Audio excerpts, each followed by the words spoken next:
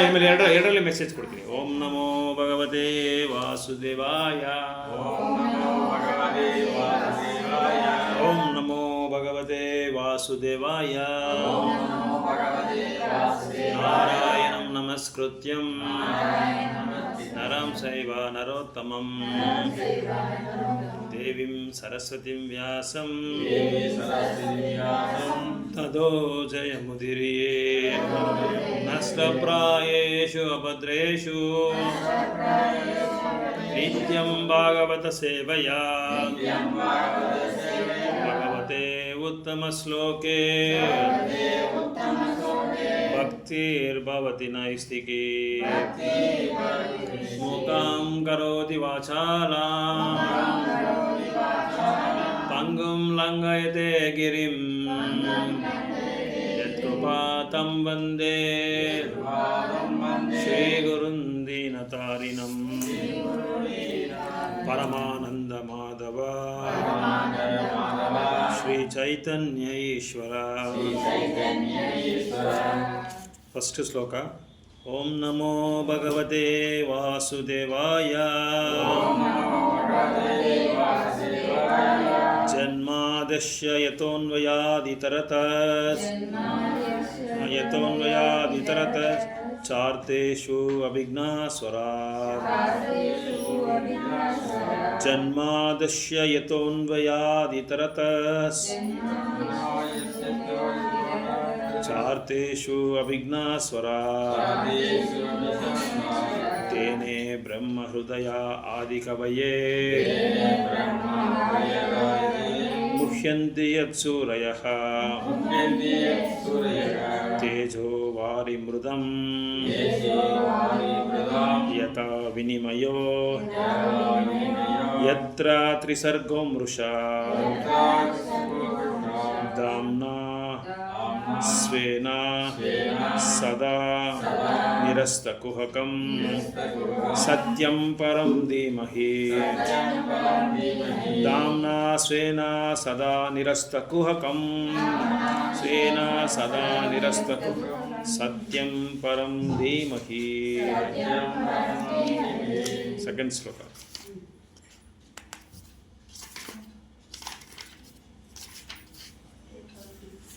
ಧರ್ಮಪೂರ್ಜಿತ ಕೈತವೋತ್ರ ಪರಮೋ ನಿರ್ಮತ್ಸರಾಣಾಂ ಸತಾಂ. ವೇದ್ಯಂ ವಾಸ್ತವಂ ಅತ್ರ ವಸ್ತು ಶಿವದಂ ತಾಪತ್ರಯೋನ್ಮೂಲನಂ. ಶ್ರೀಮದ್ ಭಗವತೆ ಮಹಾಮುನಿಕೃತೆ ಕಿಂ ವಾ ಪರೈರೀಶ್ವರಃ. ಸದ್ಯೋ ಹೃದಯಾವರ್ಧ್ಯತೆ ಸದ್ಯೋ ಹೃದಯಾವರ್ಧ್ಯತೇತ್ರ ಸದ್ಯೋ ಹೃದಯಾವರ್ಧ್ಯತೇತ್ರ. ಕೃತುಭಿ ಸುರ್ಷುಭಿ ತತ್ಕ್ಷಣಾತ್ ಕೃತುಭಿ ಸುರ್ಷುಭಿ ತತ್ಕ್ಷಣಾತ್. Third one. ನಿಗಮಕಲ್ಪತರೋರ್ಗಲಿತಂ ಫಲಂ ಸುಖಮುಖಾದಮೃತಾದವ ಸಂಯುತಂ. ಪಿಬತ ಭಾಗವತಂ ರಸಮಾಲಯಂ ಮುಹುರಹೋ ರಸಿಕ ಭುವಿ ಭಾವುಕಃ.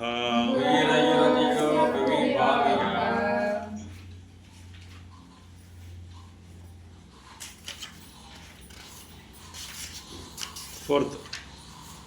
ನೈಮಿಷೇ ನಿಮಿಷಾ ಕ್ಷೇತ್ರೇ ರಕ್ಷಯಾ ಸೌನಕಾದಯಃ.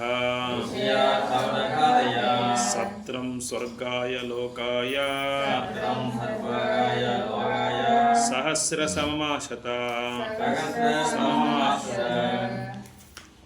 ஸோ இன்னைக்கு பதம் வந்து ஸ்கந்தம் 1 அத்தியாயம் 5 பதம் நம்பர் 12. கரெக்டாக 1, 5, 12. 1, 5, 12.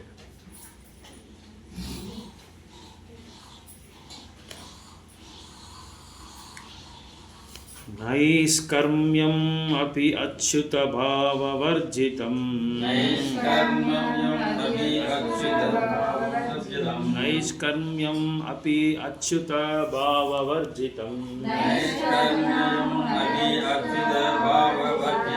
नाशोभते ज्ञानमलं निरञ्जनम् नाशोभते ज्ञानमलं निरञ्जनम् कुतः पुनः शाश्वत अभद्रमीश्वरे नाचर्पितं कर्म यदा यदापि आकरणम् नाचर्पितं कर्म यदापि आकरणम् नैष्कर्म्यम् अपि अच्युतभाववर्जितम् नैष्कर्म्यम् अपि अच्युतभाववर्जितम् नाशोभते ज्ञानम् अलम् निरञ्जनम् नाशोभते ज्ञानमलं निरञ्जनम् कुतः पुनः शाश्वत अभद्रमीश्वरे नासार्पितं कर्म यत् अपि अकारणम् नाचर्पितं कर्म यदापि अकारणम् नैष्कर्म्यम् अपि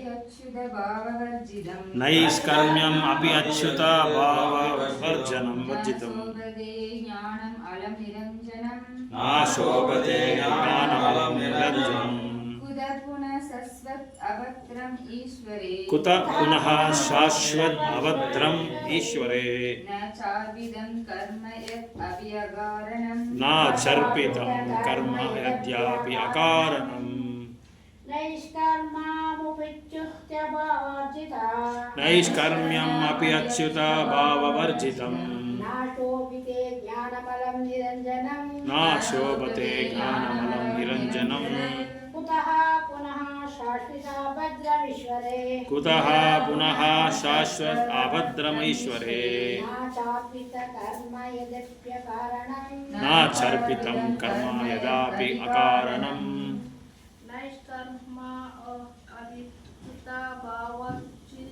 वर्जितं नैष्कर्म्यम् अपि अच्युतभाववर्जितम्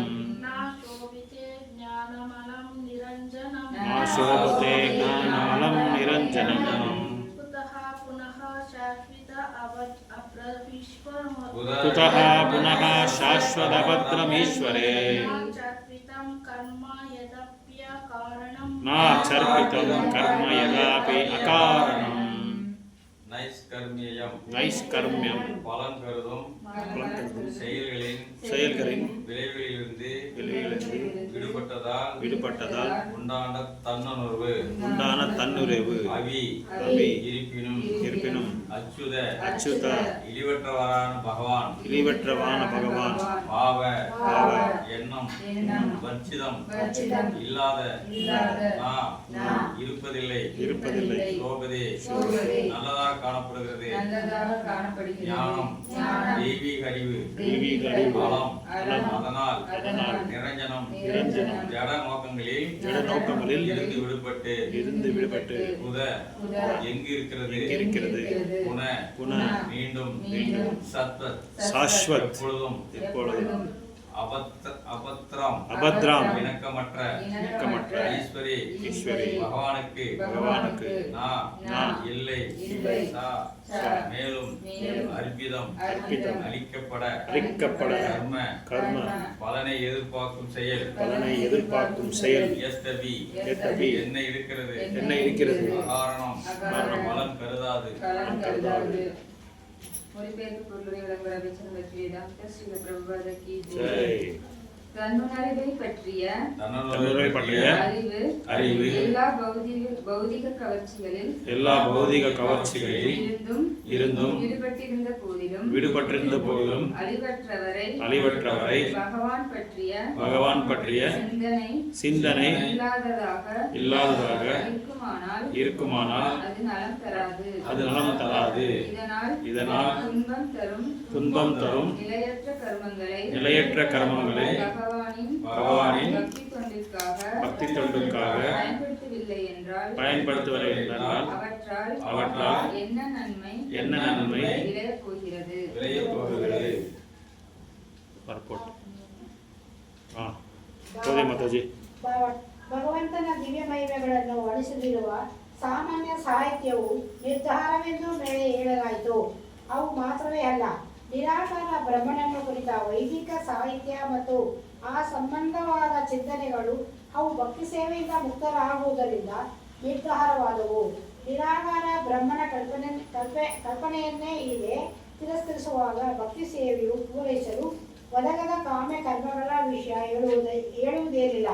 ಕಾಲ್ಪನಿಕ ಜ್ಞಾನವಾಗಲಿ ಇಲ್ಲವೇ ಕಾಮ್ಯ ಕರ್ಮವಾಗಲಿ ಒಬ್ಬನು ಸಿದ್ಧಿಯುತ್ತ ಕೊಂಡೊಯ್ಯಲಾರನು. ಎಲ್ಲ ಜನರು ಆಚರಿಸುವ ಕಾಮ್ಯಕರ್ಮಗಳು ಪ್ರಾರಂಭವಾಗದಲ್ಲೇ ಕೊನೆಯಾಗಲಿಲ್ಲ. ದುಃಖವನ್ನೇ ತರುವಂತಾದು. ಪ್ರಭುವಿನ ಸೇವೆಗೆ ಒಳಪಡಿಸಿದಾಗ ಮಾತ್ರ ಅವು ಫಲಪ್ರದವಾಗುತ್ತದೆ. ಆ ಭಗವದ್ಗೀತೆಯಲ್ಲಿ ಕೂಡ ಕಾಮ್ಯಕರ್ಮಗಳ ಫಲವನ್ನು ಭಗವಂತನ ಸೇವೆಯಲ್ಲಿ ಅರ್ಪಿಸಬೇಕೆಂದು, ಇಲ್ಲವಾದರೆ ಅದು ಲೋಕಬಂಧನಕ್ಕೆ ಕಾರಣವಾಗುವುದೆಂದು ದೃಢಪಡಿಸಲಾಗಿದೆ. ಕಾಮ್ಯಕರ್ಮದ ನಿಜವಾದ ಭೋಗ್ಯವು ಪರಮ ಪುರುಷನೇ. ಜೀವಿಗಳ ಇಂದ್ರಿಯ ಸಂತೃಪ್ತಿಗಾಗಿ ಅದನ್ನು ಬಳಸಿದಾಗ ಅದು ಕೇಶಕ್ಕೆ ಮೂಲವಾಗುತ್ತದೆ. 3 ಅತೋ ಮಹಾಭಾಗ ಭಾವನ್ ಅಮೋಘದೃ. ಅತೋ ಮಹಾಭಾಗ ಭಾವನ್ ಅಮೋಘದೃ.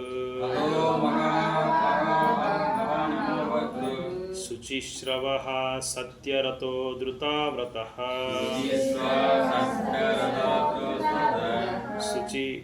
ಶುಚಿಶ್ರವಃ ಸತ್ಯರತೋ ಧೃತಾವ್ರತಃ. ಉರುಕ್ರಮಸ್ಯಾಖಿಲ ಬಂಧಮುಕ್ತಯೇ. ಉರುಕ್ರಮಸ್ಯಾಖಿಲ ಬಂಧಮುಕ್ತಯೇ. ಸಮಾಧೀನಾನು ಆಸ್ಮರ ತದ್ವಿಚೇಸಿತಂ. ಸಮಾಧೀನ ಅನುಸ್ಮರ ತದ್ವಿಚೇಸಿತಂ. ಸಮಾಧೀನ ಅನುಸ್ಮರ ತದ್ವಿಚೇಸಿತಂ. ವಿಚೇಸ್ಥಿತಂ. அதோ ஆகவே மகாபாக மகாபாக்கியசாலியான பவான் நீங்களே அமோகருத் பக்குவமான ஞானியார். சுசி குறையற்றவரும் ஸ்ரவா புகழ்பெற்றவரும் சத்தியவிரதத்தை ஏற்றதால் தெய்வீக குணங்களில் இடைப்பட்டவர். உருக்கிரமஸ்ய அசாதாரணமான செயல்களை செய்பவரின் இறைவன். அகில எல்லா பந்த முக்தியே அதிலிருந்து முக்தி அடைவதற்காக சமாதினா தியானத்தினால் அனுஸ்மர திரும்ப யோசித்த பின் அவற்றை விளக்க வேண்டும். விசேஷிதம் பகவானின் பல்வேறு திருவிளையாடல்களை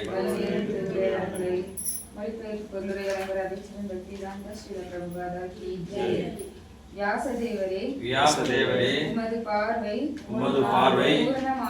பூர்ணமானதும் நட்புகள் கலங்கமற்றதாகும்.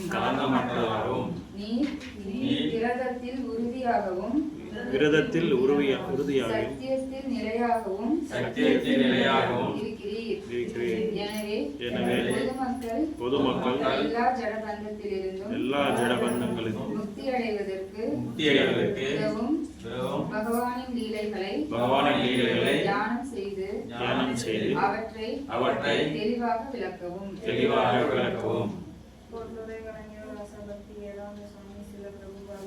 ஜெய். இலக்கியங்களின் மீதான ஒரு சுவை பொதுமக்களிடம் இயற்கையாகவே உள்ளது. அவர்கள் அறியாத விஷயத்தை பற்றிய எதையாவது கேட்கவும் அவற்றை வாங்கி படிக்கவும் விரும்புகின்றனர். ஆனால் ஜடப்புலன்களின் திருப்திக்குரிய விஷயங்களை கொண்ட மட்டமான இலக்கியங்களால் அவர்களது கலை தவறாக பயன்படுத்தப்படுகிறது. அத்தகைய இலக்கியங்கள் வெவ்வேறு வகையான இகலோக கவிதைகளையும் கற்பனையான தத்துவங்களையும் கொண்டுள்ளன. மாயையின் ஆதிக்கத்தில் உள்ள இவை புலன் இன்பத்தினால் முடிவடைகின்றன.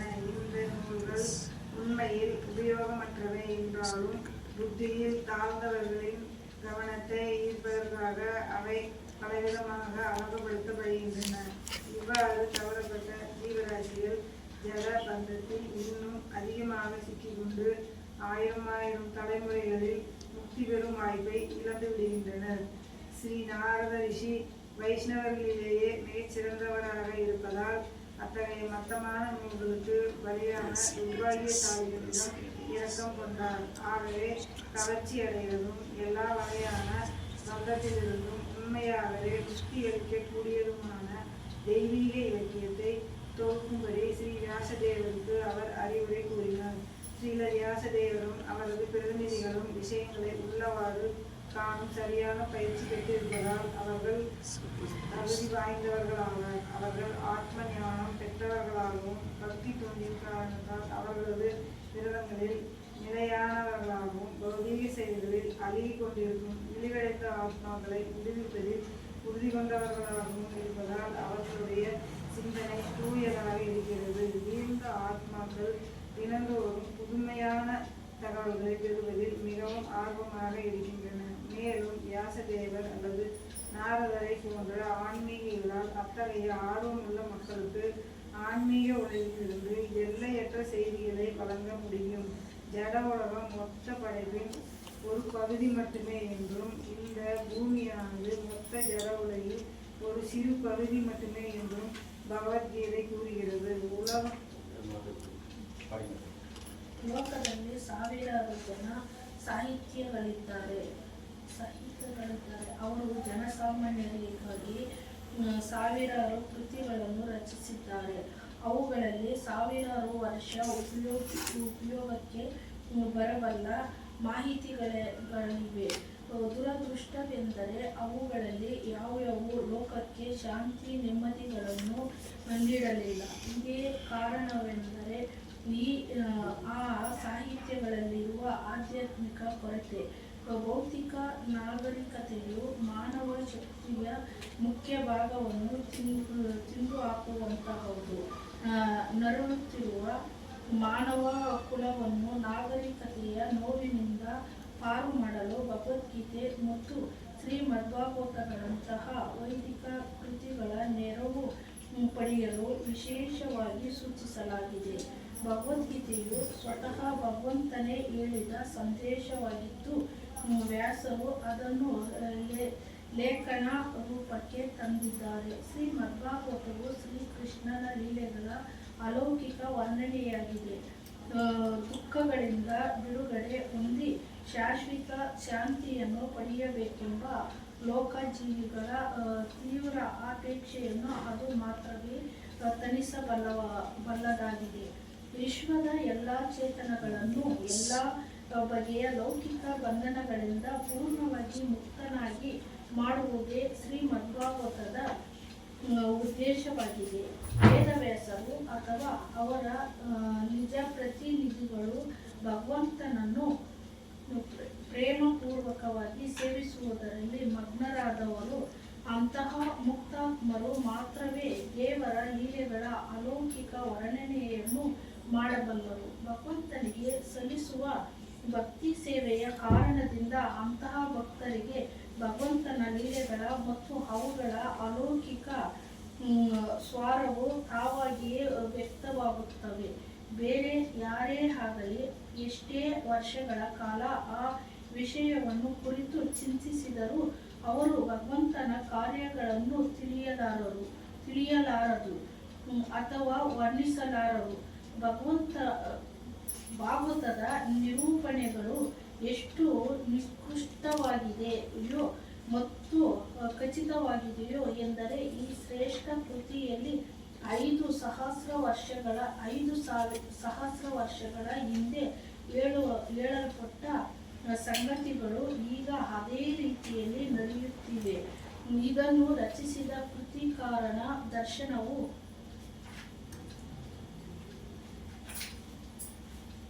ಭೂತ, ವರ್ತಮಾನ ಮತ್ತು ಭವಿಷ್ಯತ್ತುಗಳನ್ನು ಗ್ರಹಿಸಿದಾಗಿದೆ. ವ್ಯಾಸದೇವರಂತಹ ಮುಕ್ತಾತ್ಮರು ದರ್ಶನ ಶಕ್ತಿಯಲ್ಲಿ ಮತ್ತು ಲೋಕ ವಿವೇಕಗಳಲ್ಲಿ ಪರಿಪೂರ್ಣರಾದವರು ಮಾತ್ರವಲ್ಲ, ಶ್ರವಣ, ಚಿಂತನ, ಭಾವನೆಗಳಲ್ಲಿಯೂ ಮತ್ತು ಇತರ ಇಂದ್ರಿಯ ಚಟುವಟಿಕೆಗಳ ಗ್ರಹಿಕೆಯಲ್ಲಿಯೂ ಪರಿಪೂರ್ಣರು.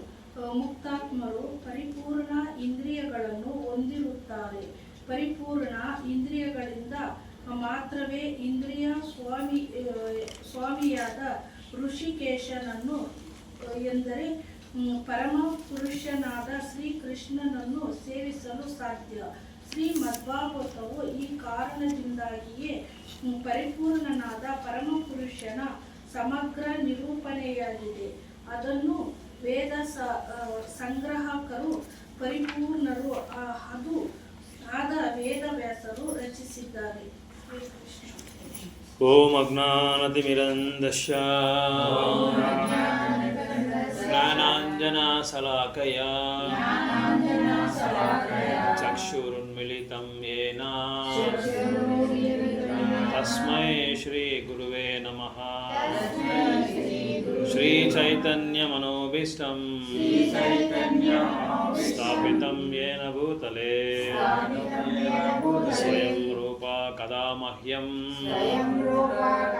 ದದಾತಿ ಸ್ವಪದಾಂತಿಕಂ.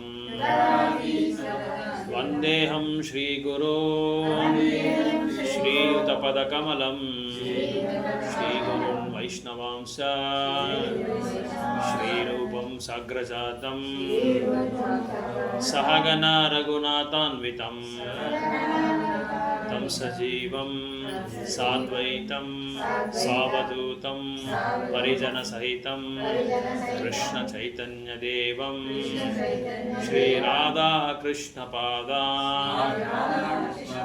सहगणा ललिता श्रीविशाखान्वितं जय श्रीकृष्ण चैतन्य प्रभु नित्यानंद श्री अद्वैत गदाधर श्रीवासादि गौर भक्त वृंदा. हरे कृष्णा कृष्णा कृष्णा हरे हरे, हरे राम राम राम हरे हरे, हरे कृष्णा कृष्णा कृष्णा हरे हरे, हरे राम राम राम हरे हरे, हरे कृष्णा कृष्णा कृष्णा हरे हरे, हरे राम राम राम हरे हरे. ஸோ இந்த நாரத மகாமுனி வந்து வியாசதேவருக்கு வந்து இந்த பாகவதத்தை பற்றி, பாகவதத்தோட புகழை பற்றி, பாகவதத்தோட அந்த லிட்ரேச்சர், சாகித்யம், இலக்கணம் பற்றி ரொம்ப விலாவரியாக அவருக்கு சொல்லிகிட்ருக்காரு, உபதேசம் பண்ணிகிட்ருக்காரு. யார்? நாரத மகாமுனி. இங்கே என்ன சொல்கிறோன்னா, அச்சுதா அப்படி ஒரு கிருஷ்ணரோட ஒரு பேர் ஒன்று இருக்குது, அச்சுதா அப்படின்னா. அச்சுதா அப்படின்னா கீழே விழுறது, அச்சுதா அப்படின்னா கீழே விழாமல் இருக்கிறவங்கன்னு அர்த்தம். அப்படின்னா இந்த ஒரு பேர் வந்து ரஜபூமியில் கோபியர்கள் வந்து அடிக்கடி இந்த பேரை கூப்பிடுவாங்க கிருஷ்ணரை, அச்சுதா அச்சுதான்னு சொல்லி. ஏன்னா பக்தர்கள் வந்து எந்த மாதிரி ஒரு பிரமாதகரமான ஒரு சூழ்நிலை இருந்தால் கூட கிருஷ்ணர் வந்து அவங்கள வந்து கீழே விழாமல் பார்த்துக்குவாங்க. அப்படின்னா அவங்கள வந்து தே ரெஸ்கியூ த டிவோட்டிஸ், எப்படியாவது அவங்கள வந்து காப்பாற்றுவாங்க, பாதுகாப்பு கொடுப்பாங்க. அதனால தான் இந்த பேர் அடிக்கடி கோபியர்கள் வந்து கிருஷ்ணரை அச்சுதான்னு சொல்லி கூப்பிடுறாங்க. இன்ஃபாலபிள் அப்படின்னு பேர். அப்படின்னா கீழே விழ மாட்டாங்க. அப்படின்னா எந்த காரணத்தை கொண்டு பகவான் வந்து யாருமே வந்து பகவானுக்கு சமானமும் இல்லை, பகவானுக்கு அப்பாற்பட்டவர் யாருமே இல்லை. ஸோ என்றைக்குமே யார் வந்து பகவான் வந்து அவரை வந்து தோற்கவும் முடியாது, அவர் முன்னாடி வெல்லவும் முடியாது. ஸோ எந்த காரணத்தை கொண்டு பகவான் எப்படி வேணாலும் பகவான் வந்து அவங்கள வந்து காப்பாற்றலாம், யார் வேணாலும். ராக்கே கிருஷ்ணா மாரேக்கோ, மாரே கிருஷ்ணா ராக்கேக்கோன்னு சொல்லி ஒரு இது இருக்குது ஸ்லோகா. அதில் பகவான் நினச்சா யாரை வேணாலும் வந்து வதம் பண்ணலாம். அதே மாதிரி பகவான் நினச்சா யாரை வேணாலும் வந்து காப்பாற்றலாம். இது வந்து நம்ம பார்க்கலாம் நிறைய பாகவதமில் நிறைய மதுரமான மனோகரமான ஒரு லீலைகளெல்லாம் நம்ம பார்க்கலாம். இங்கே என்ன சொல்கிறாருன்னா, எந்த ஒரு பொருள் ஆகட்டும், எந்த ஒரு சாகித்யம் ஆகட்டும், ஒரு லிட்ரேச்சர், ஒரு லிட்ரேச்சர் சாகித்யம், இலக்கியம், எந்த ஒரு இலக்கியமாகட்டும், அது பகவானுக்கு சம்பந்தப்படாமல் இருக்கிறது வந்து it is called rubbish literature. அது வந்து ரொம்ப தாழ்ந்தமான ஒரு இலக்கணம்னு சொல்லி சொல்கிறாங்க. அந்த மாதிரி ஒரு இலக்கணம் எப்படி இருக்குன்னா, தொடங்கும் போதே அது வந்து நம்மளுக்கு துன்பத்தை கொடுக்கும், அப்புறம் வந்து நடுவில் கூட நம்மளுக்கு துன்பத்தை கொடுக்கும். At the end also it gives very sad results. அதோட அந்தத்தில் கூட லாஸ்ட்டில் அந்த எண்டில் கூட அது வந்து என்ன நம்மளுக்கு வந்து துன்பத்தை கொடுக்கும்னு சொல்லி சொல்கிறாங்க. அப்பேற்பட்ட ஒரு சாகித்யம் வந்து மக்களுக்கு வந்து ஒரு விஷமாக இருக்கும் சொல்லி சொல்கிறாங்க. பிரபுபாதர் ஒரு இதில் அந்த பரப்போட்டில் சொல்கிறாங்க, விஷத்தை குடிக்கிற மாதிரி அதுன்னு சொல்லி சொல்கிறாங்க. ஏன்னா எப்போ அந்த ஒரு அந்த சாகித்யம் வந்து லிட்ரேச்சர் வந்து பகவானுக்கு சம்பந்தப்படாமல் இருக்குமோ, அது வந்து எந்த விதமான ஒரு பலன் நம்மளுக்கு கொடுக்காது. It also ends with sense gratification சொல்லி சொல்கிறாங்க. அதாவது புலனின்பத்தில் அது வந்து முடியும்னு சொல்லி சொல்கிறாங்க. நம்ம பார்க்கலாம், இப்போ நிறைய லிட்ரேச்சர்ஸ் எல்லாம் நம்ம படிச்சிருக்கோம். இதுக்கு வரதுக்கு முன்னாடி இஸ்கானுக்கு வரதுக்கு முன்னாடி, ஹரே கிருஷ்ணா கோயில் பக்தர்களை வந்து நம்ம சந்திக்கிறதுக்கு முன்னாடி, இங்கே இணையதுக்கு முன்னாடி நம்ம என்ன செய்கிறோம், நிறைய புக்ஸ் எல்லாம் நம்ம படிச்சிருக்கோம். நீங்களும் படிச்சிருக்கீங்களோ இல்லை தெரியாது. நாங்கள் ஸ்கூல் போகும்போது நிறைய தெலுங்குல வந்து நாவல்ஸு, மேகசைன்ஸு இதெல்லாம் நிறைய படிப்போம். ஹொரேஷியஸ் ரீடர்னு சொல்லுவாங்க இங்கிலீஷில். பயங்கரமாக படிப்போம். அதுக்கு வந்து பீரியடு எண்டமூரி வீரேந்திரநாதன் சொல்லி ஒரு நீங்கள் பழைய ஆளுங்களை வந்து கேட்டால் சொல்லுவாங்க. தெலுங்குல ரொம்ப ஹொரேஷியஸ் ரைட்டர், பயங்கரமாக எழுதுவார் அவர். எண்டமூரி வீரேந்திரநாதன் சொல்லி தெலுங்குல. தமிழில் எனக்கு சரியா அவங்க பேர்லாம் தெரியாது, யார் ஃபேமஸ்ன்னு சொல்லி. ஆனால் இவர் எப்படி ஃபேமஸ்ன்னா, பயங்கரமான நாவல்ஸ் இவ்வளோ தான் இருக்கும், சின்னதாக இந்த சைஸில் தான் இருக்கும் நாவல்ஸ். பயங்கரமாக படிப்பாங்க. அது படித்து ஃபைனலாக வந்து பைத்தியக்காரங்க மாதிரி அப்படி இருக்குது, இப்படி இருக்குது. நிறைய கற்பனைகள், பயங்கரமான கற்பனைகள். அவங்க எழுதுறது எல்லாமே கற்பனைகளை பற்றி தான் எழுதுவாங்க. எதுவுமே ஃபேக்ட்ஸு கிடையாது, உண்மையான செய்திகள் எதுவுமே அதில் இருக்காது. இருந்தாலும் மக்கள் வந்து அதை படிச்சுட்டு அப்படி ரொம்ப நல்லா இருக்குது, அது நல்லா இருக்குது, இது நல்லா இருக்குது. ஆனால் அதில் ரிசல்ட்ஸ் எதுவுமே இல்லை, எந்த விதமான ரிசல்ட்ஸே இல்லை. இப்பேற்பட்ட சாகித்யங்கள் வந்து நம்ம படித்தா வந்து நம்ம வந்து என்ன ஆகிறோம்னா, we will end up with disastrous condition. ரொம்ப ஒரு கடுமையான ஒரு நிலைமையில் வந்து நம்ம லேண்டப் ஆக வேண்டியதாக இருக்கும் சொல்லி இங்கே பிரபுபாதர் சொல்கிறாரு. ஸோ நீங்கள் பார்க்கலாம், பாகவதம் வந்து எவ்வளோ ரொம்ப மனோகரமான ஒரு சாகித்யம்னா, இந்த மாதிரி ஒரு பொருள் இந்த மாதிரி ஒரு பொருள் இல்லைன்னு சொல்லி நம்ம சொல்லவே முடியாது. பாகவதத்தில் எல்லாத்த பற்றியும் பகவான் எழுதியிருக்கார். வியாசதேவர் விமானாசிரயத்தை பற்றி எழுதியிருக்காரு, ஆயுர்வேதத்தை பற்றி எழுதியிருக்காரு, தனுர்வேதை பற்றி எழுதியிருக்காரு. அப்புறம் வந்து என்ன சொல்கிறது, நிறைய நீங்கள் எழுதுறேன்னு சொல்லி நம்ம அரசியலை பற்றி எழுதியிருக்காரு, ராஜ்யாங்கத்தை பற்றி எழுதியிருக்காரு.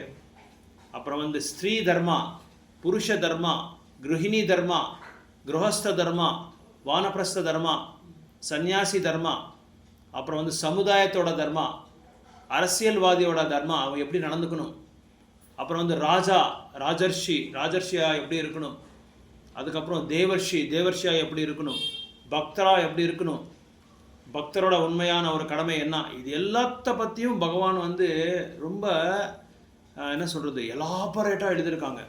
நீங்கள் டெய்லி ஒரு ஸ்லோகா படித்தா கூட நம்ம வாழ்க்கையில் வந்து பாகவதம் நம்ம படித்து முடிக்க முடியாது.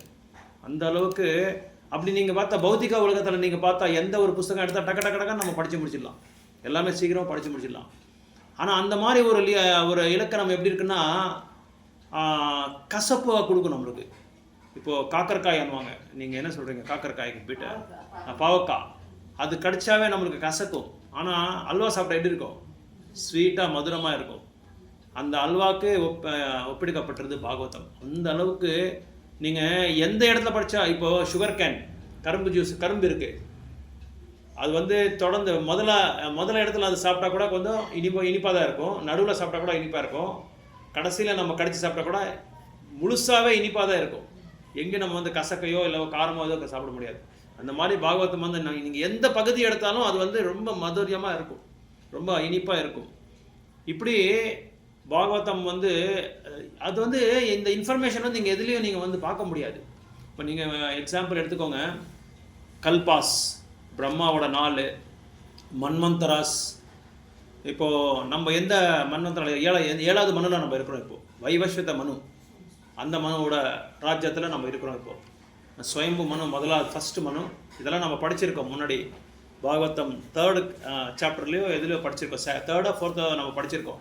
அதில் எல்லா மனுவோட விளக்கத்தை கொடுத்துருக்காங்க. எந்த ஒரு நீங்கள் இலக்கணம் பாருங்கள், எந்த புத்தகத்தில் பாருங்கள், இந்த அளவுக்கு டீட்டெயில்டு இன்ஃபர்மேஷன் ஏதாவது இருக்கா? நம்ம பார்த்துருக்கோமா, நம்ம படிச்சிருக்கோமா? நம்ம படிக்கவே முடியாது. அதாவது இப்போ நம்ம வந்து எந்த திதினால் நம்ம இருக்கிறோன்றது வந்து அவ்வளோ டீட்டெயிலாக கொடுக்குறாங்க. 7வது மனு வந்து வைவஸ்வத மனு.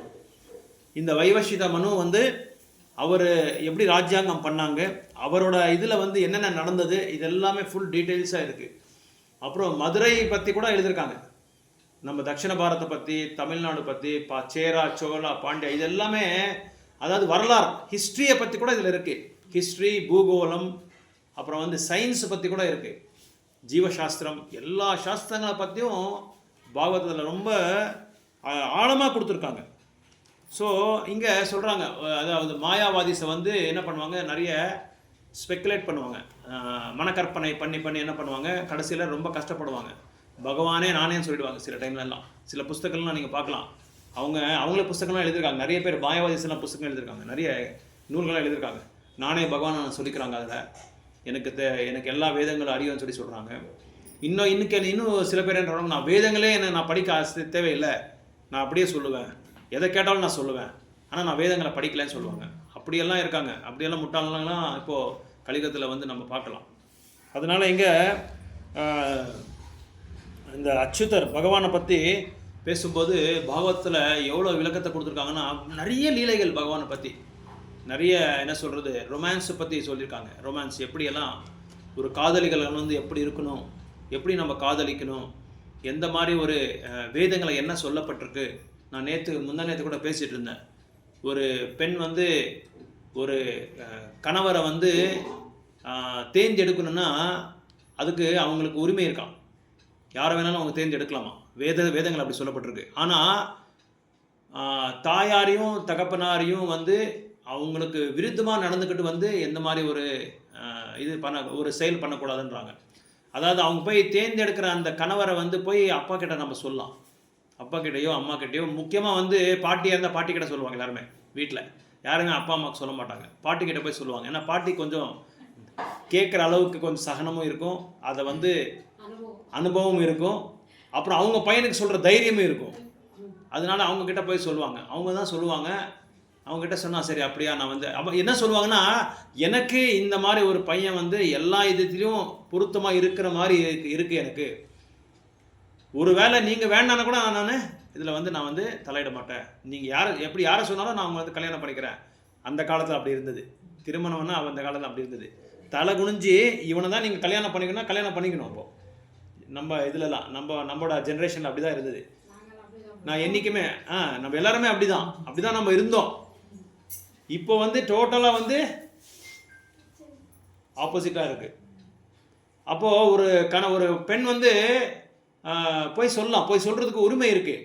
ஆனால் நேரடியாக அப்பா கிட்ட யாருமே பேச மாட்டாரா? அப்போ எல்லாம் பயம், உட்காரது கூட உட்கார மாட்டாங்க சோஃபா மேலே. அந்தளவுக்கு பயமாக இருந்தது. அந்தளவுக்கு பண்பாடு, ஒரு மரியாதை, ஒரு பயம், ஒரு பக்தி, அந்த மாதிரிலாம் இருந்தது.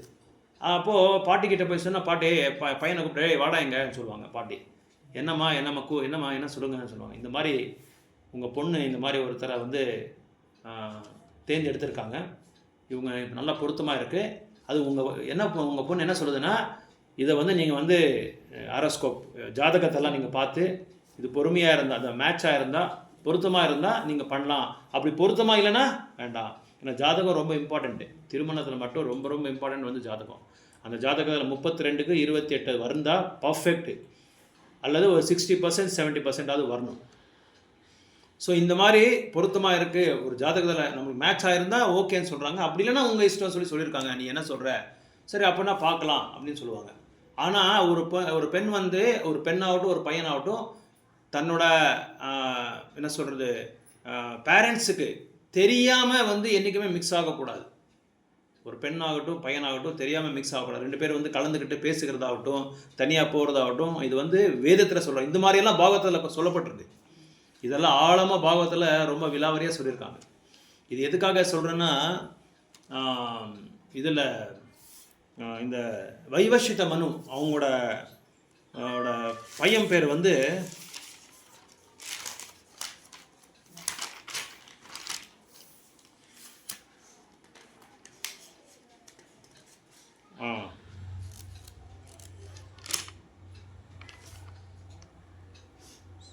சரியாத்தி. இவர் தான் வைவஸ்வத மனுவோட அவங்களோட பையன் பேர். இதெல்லாம் நீங்கள் எந்த புஸ்தகங்களையும் தேடினா கூட கிடைக்காது உங்களுக்கு. இவர் பேர் என்னன்னா சரியாத்தியோட பொண்ணு பேர் சுகன்யா. சரியாத்தியும் தன்னோட மனைவியும் அப்புறம் பொண்ணு சுகன்யா, இவங்க எல்லாருமே என்ன செஞ்சாங்க, இவங்க தான் அதுக்கு மன்னார் சரியாத்தி. இவர் என்ன பண்ணுறாங்கன்னா, சவனமுனி என்ற ஒரு ஆசிரமத்துக்கு இவங்க போகிறாங்க. இவங்க போயிட்டு, ஏன்னா சவனமுனி வந்து ரொம்ப பிரபலமானவர் இதில் தபஸ்யால்.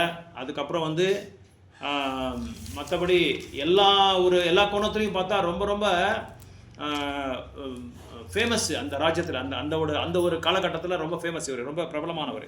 தபஸ்ய பண்ணுறதில், மிஸ்டிக்ஸ் பண்ணுறதில், இதில் எல்லாத்துலேயும் வந்து ரொம்ப இந்த சித்திகள் எல்லாமே நல்லா தெரியும் அவருக்கு. ஸோ இவர் இந்த சவனமுனியோட ஆசிரமத்துக்கு போகும்போது சவனமுனி சுகன்யாவை பார்க்குறாரு. சுகன்யாவை பார்த்த உடனே ரொம்ப பயங்கரமாக, ரொம்ப என்ன சௌந்தர்யவதி, குணவதி, பாக்யவதி. யார்? சுகன்யா. அவங்கள பார்த்த உடனே மைண்ட் அப்படியே அவங்கள பற்றி தியானம் போகுது. அப்பா இவ்வளோ அழகாக இருக்காளா, இவ்வளோ பெரிய அழகு இங்கே இருக்காளா நம்ம ராஜ்யத்தில்னு சொல்லி அவன் மேலே ஒரு ஆசை வந்துடுது அவருக்கு. யாருக்கு?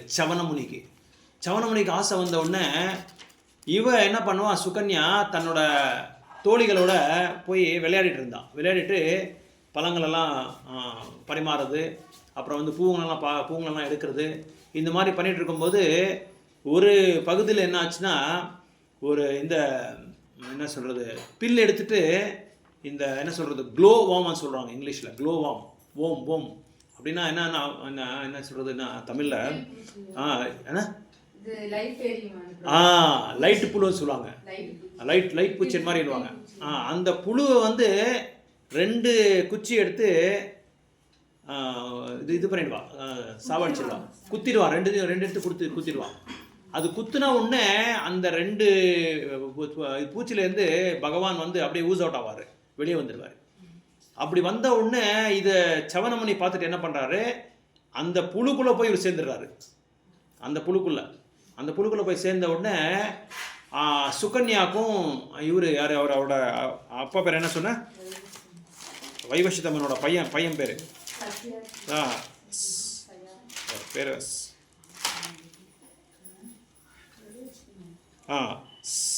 சாரியாத்தி இவங்க பார்த்துடுறாங்க. பார்த்துட்டு சுகன்யாக்கே ஒரு மாதிரி ஆயிடுது, நான் பண்ணது ஒரு பெரிய பாவமாக இருக்குது, இப்படி பண்ணியிருக்கக்கூடாதுன்னு சொல்லி ஒரு பெரிய அவங்களுக்கு வந்து என்ன சொல்கிறது, she was feeling so much guilty, நான் பெரிய பாவத்தை பண்ணிட்டேன்னு சொல்லி இதாகிட்டாரு. அதுக்குள்ளே சவனமுனி உள்ளே போகிறதுனால சவனமுனி ஒரு வேளை எப்படியாவது இவங்களை வந்து சாபத்தை கொடுத்துட்றாரோன்னு சொல்லி யோசனை பண்ணி இவர் என்ன பண்ணுறாரு, இவர் சாரியாத்தியும் சுகன்யா இவர்கிட்ட வேண்டுகிறாரு, பிரார்த்தனை பண்ணுறாரு, எங்களை வந்து மன்னிச்சிடுங்க, நாங்கள் இந்த மாதிரி காரியத்தை பண்ணிட்டோம், எங்களை வந்து எந்த காரணத்துக்கு கொண்டு எங்களை வந்து சபிச்சிடாதீங்கன்னு சொல்லி கேட்டுக்கிறாங்க. அப்போ சவனமுனி என்ன சொல்கிறாங்கன்னா, அப்படின்னா நீங்கள் வந்து எங்களுக்கு ஒரு ஆஃபர் பண்ணணும், உங்கள் பொண்ணை வந்து எனக்கு திருமணம் பண்ணி கொடுக்கணும், அப்படி பண்ணால் உங்களுக்கு எந்த விதமான ஆபத்து இருக்காதுன்னு சொல்லி சவனமுனி சொல்வார். பிகாஸ் சவனமுனி ஹேட் என்ன plan that he wanted to marry சுகன்யாவை எப்படியாவது கல்யாணம் பண்ணிக்கணுன்ற ஒரு திட்டத்தோடையா இதெல்லாம் பண்ணியிருக்காரு. அவர் திட்டத்தோடு பண்ணி அப்புறம் இவருக்கு, ஏன்னா முனிவர்கள்லாம் தெரியும் இல்லையா, ரிஷி முனிவர்கள்லாம் கோவம் வந்து என்ன பண்ணுவார், உடனே சபிச்சிருவாங்க. அதனால் அந்த கோவத்தில் ஏதாவது ஆயிடப்போகுது என் பொண்ணுக்கு எனக்கு சொல்லி ஆயிடப்போகுதுன்னு சொல்லி இவர் என்ன பண்ணுறாரு, இந்த சாரியாத்தி, சரி நான் வந்து எங்கள் பொண்ணை வந்து உங்களுக்கு திருமணம் பண்ணி கொடுத்துட்றேன், நீங்கள் கல்யாணம் பண்ணிக்கோங்கன்னு சொல்லிவிட்டு சரி அடுத்த கட்டத்துக்கு போயிடலாம்னு சொல்லி அவர் கிளம்பிடுறாரு, அவங்களோட அரசாங்கத்துக்கு போயிடுறாரு. இவங்க என்ன ஆச்சுன்னா, இவங்க 2 பேர் யார் சவனமுனியும் இவரும் வந்து திருமணம் பண்ணிக்கிறாங்க. யார்? சுகன்யா. ஸோ சுகன்யா வந்து ரொம்ப அழகாக இருக்கிறதுனால இவருக்கு சவனமுனி வந்து ரொம்ப இதாகிடுறாரு. என்ன இது வயசாகிடுறாரு, ரொம்ப வயசாகிடுது. ரொம்ப வயசான உடனே அஸ்வினி குமாராஸ் வந்து எதுக்கு தேவர்கள்னா வைத்தியர், அவங்கெல்லாம் டாக்டர்ஸு. எந்த மாதிரி ஒரு நோய் இருந்தால் கூட அஸ்வினி குமாராஸை வந்து நம்ம இது பண்ணால் அவங்க வந்து அந்த வைத்தியம் பண்ணி அவங்கள வந்து குணம் பண்ணி எடுத்துருவாங்க. ஸோ அவங்களுக்கு வந்து ப்ரே பண்ணுறாங்க. ப்ரே பண்ணிவிட்டு எப்படியாவது பிரார்த்தனை பண்ணிவிட்டு, எனக்கு வயசு ரொம்ப இதாகிடுச்சு, ரொம்ப நான் முதுமையாயிட்டேன், எனக்கு இன்னும் அந்த இது என்னது எங்கேஜ் யவனத்தை கொடுங்கன்னு சொல்லி கேட்குறாங்க. ஸோ யவனத்தை கொடுத்தா அவங்களுக்கு எதாவது கொடுக்கணும் இல்லையா? அவங்களுக்கு தேவர்களுக்கு வந்து எதாவது எதிர்பார்ப்பாங்க. ஏன்னா உங்களுக்கு எல்லாருக்குமே கிடச்சிருக்கு, உங்களுக்கு வந்து சோமரசம் கூட கிடைக்கல, நான் சோமரசத்தை உங்களுக்கு கொடுக்குறேன். யாருக்கு? அஸ்வினி குமாராஸுக்கு நான் உங்களுக்கு கொடுக்குறேன், நீங்கள் எனக்கு யவனத்தை கொடுங்கன்னு சொல்லி பேரம் பேசிக்கிறாங்க. பேசின உடனே யவன குமாரஸ் வந்து ஒத்துக்கிறாங்க. யார்? அஸ்வினி குமாரஸை ஒத்துக்கிட்டு அவங்களுக்கு அந்த யவனத்தை வந்து கொண்டு வந்துடுறாங்க. யவனத்தை கொண்டு வந்த உடனே இவர் ராஜா மாதிரி யுவராஜா மாதிரி ஆகிடுறாரு. அப்படியே மூஞ்சியெல்லாம் க்ளோயிங், அப்படியே என்ன அப்படியே மின்னு அப்படியே இந்த கோல்டு மாதிரி அப்படியே கிளிட்டரிங் ஜொலிக்குது அப்படியே மூஞ்சி. அவரோட மூஞ்சி யுவராஜ் மாதிரி இருக்கார். எல்லா இடத்துலையும் செயினு, நெக்லஸ்ஸு, பிரேஸ்லெட்டு, இங்கே ஒரு செயின், இங்கே ஒரு செயின். இந்த தமிழ்நாட்டில் ஒருத்தர் இருக்கார், கோல்டு மேன் சொல்லி, யாருக்கா தெரியும்? பிரபுக்கு தெரிஞ்சிருக்க நினைக்கிறேன். அவர் வந்து 250 கேஜி 300 கேஜி கோல்டு போட்டிருப்பார். இப்போ திருப்பதி போயிருந்தார் ரீசெண்டாக. அவர் பேர் நியூஸில் போட்டிருந்தார்.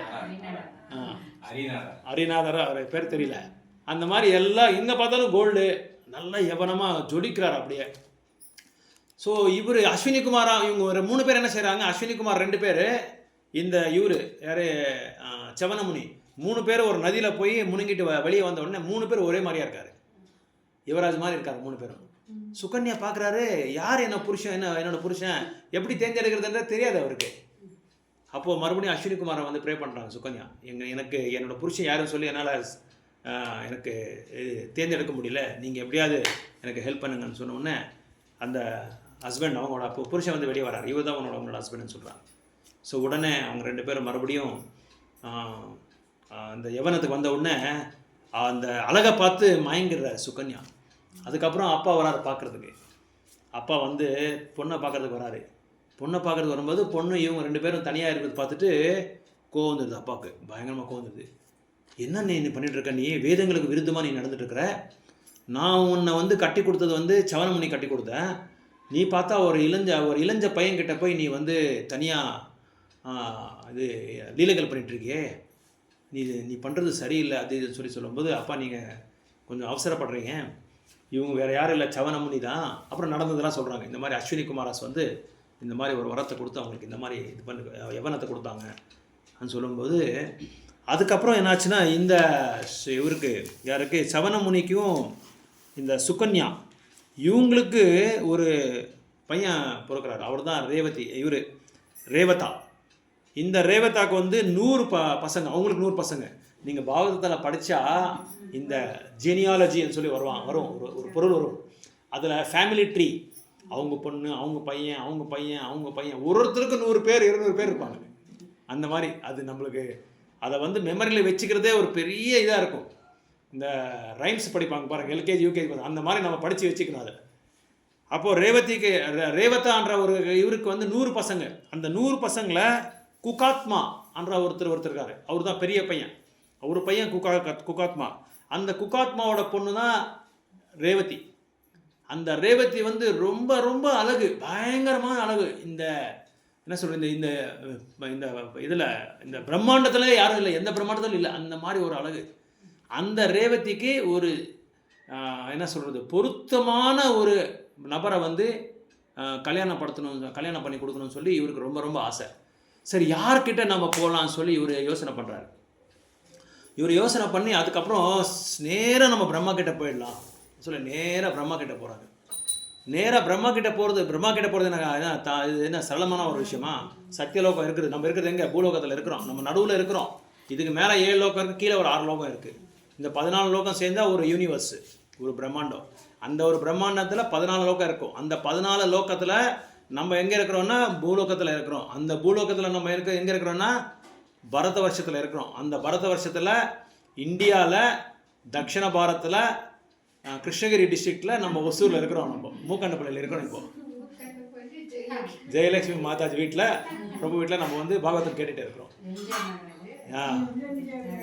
அப்படி நம்ம இந்த ரேவதி இந்த பொண்ணை அழைச்சிட்டு போகிறார், இவர் கூட அழைச்சிட்டு போகிறார். பாருங்கள் எப்படி இருக்குது. ஒரு பொண்ணுக்கு வந்து நம்ம வந்து கல்யாணம் பண்ணோன்னா அப்பா வீட்டு விட்டு எப்படியோ கல்யாணம் பண்ணி அனுப்பிச்சா போதும்பான்றது நம்மளுக்கு இருக்கும். அப்படி அந்த அளவுக்கு நம்மளுக்கு கலியுகத்தில் ரொம்ப கஷ்டமாக இருக்குது. ஆனால் இவர் வந்து அந்த காலத்துலேயே இது வந்து எவ்வளோ இப்போ நம்ம வந்து 28வது இதில் இருக்கிறோம். 28வது திவ்யயுகத்தில் இருக்கோம், 28th திவ்யயுகத்தில் இருக்கோம். இது நடந்தது வந்து அந்த இதில் ஃபஸ்ட்டு திவ்யயுகம். ஒரு திவ்யயுகத்துக்கு வந்து 4 யுகம் இருக்கும். சத்யா, திரேதா, துவாபரா, கலி. இந்த 4 சேர்த்தா ஒரு சதுர்யுகா, 6 திவ்யயுகான்னு சொல்லுவாங்க.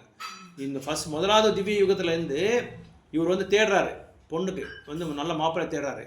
அவர் மாப்பிள்ளை தேடுறது பொண்ணையை அழைச்சிட்டு போகிறாரு. பொண்ணையை அழைச்சிட்டு போய் நேராக பிரம்மலோகத்துக்கு போகிறாரு. அவங்க பிரம்மலோகத்துக்கு போனால் பிரம்மா என்ன பண்ணிட்டு இருக்காரு அங்கே?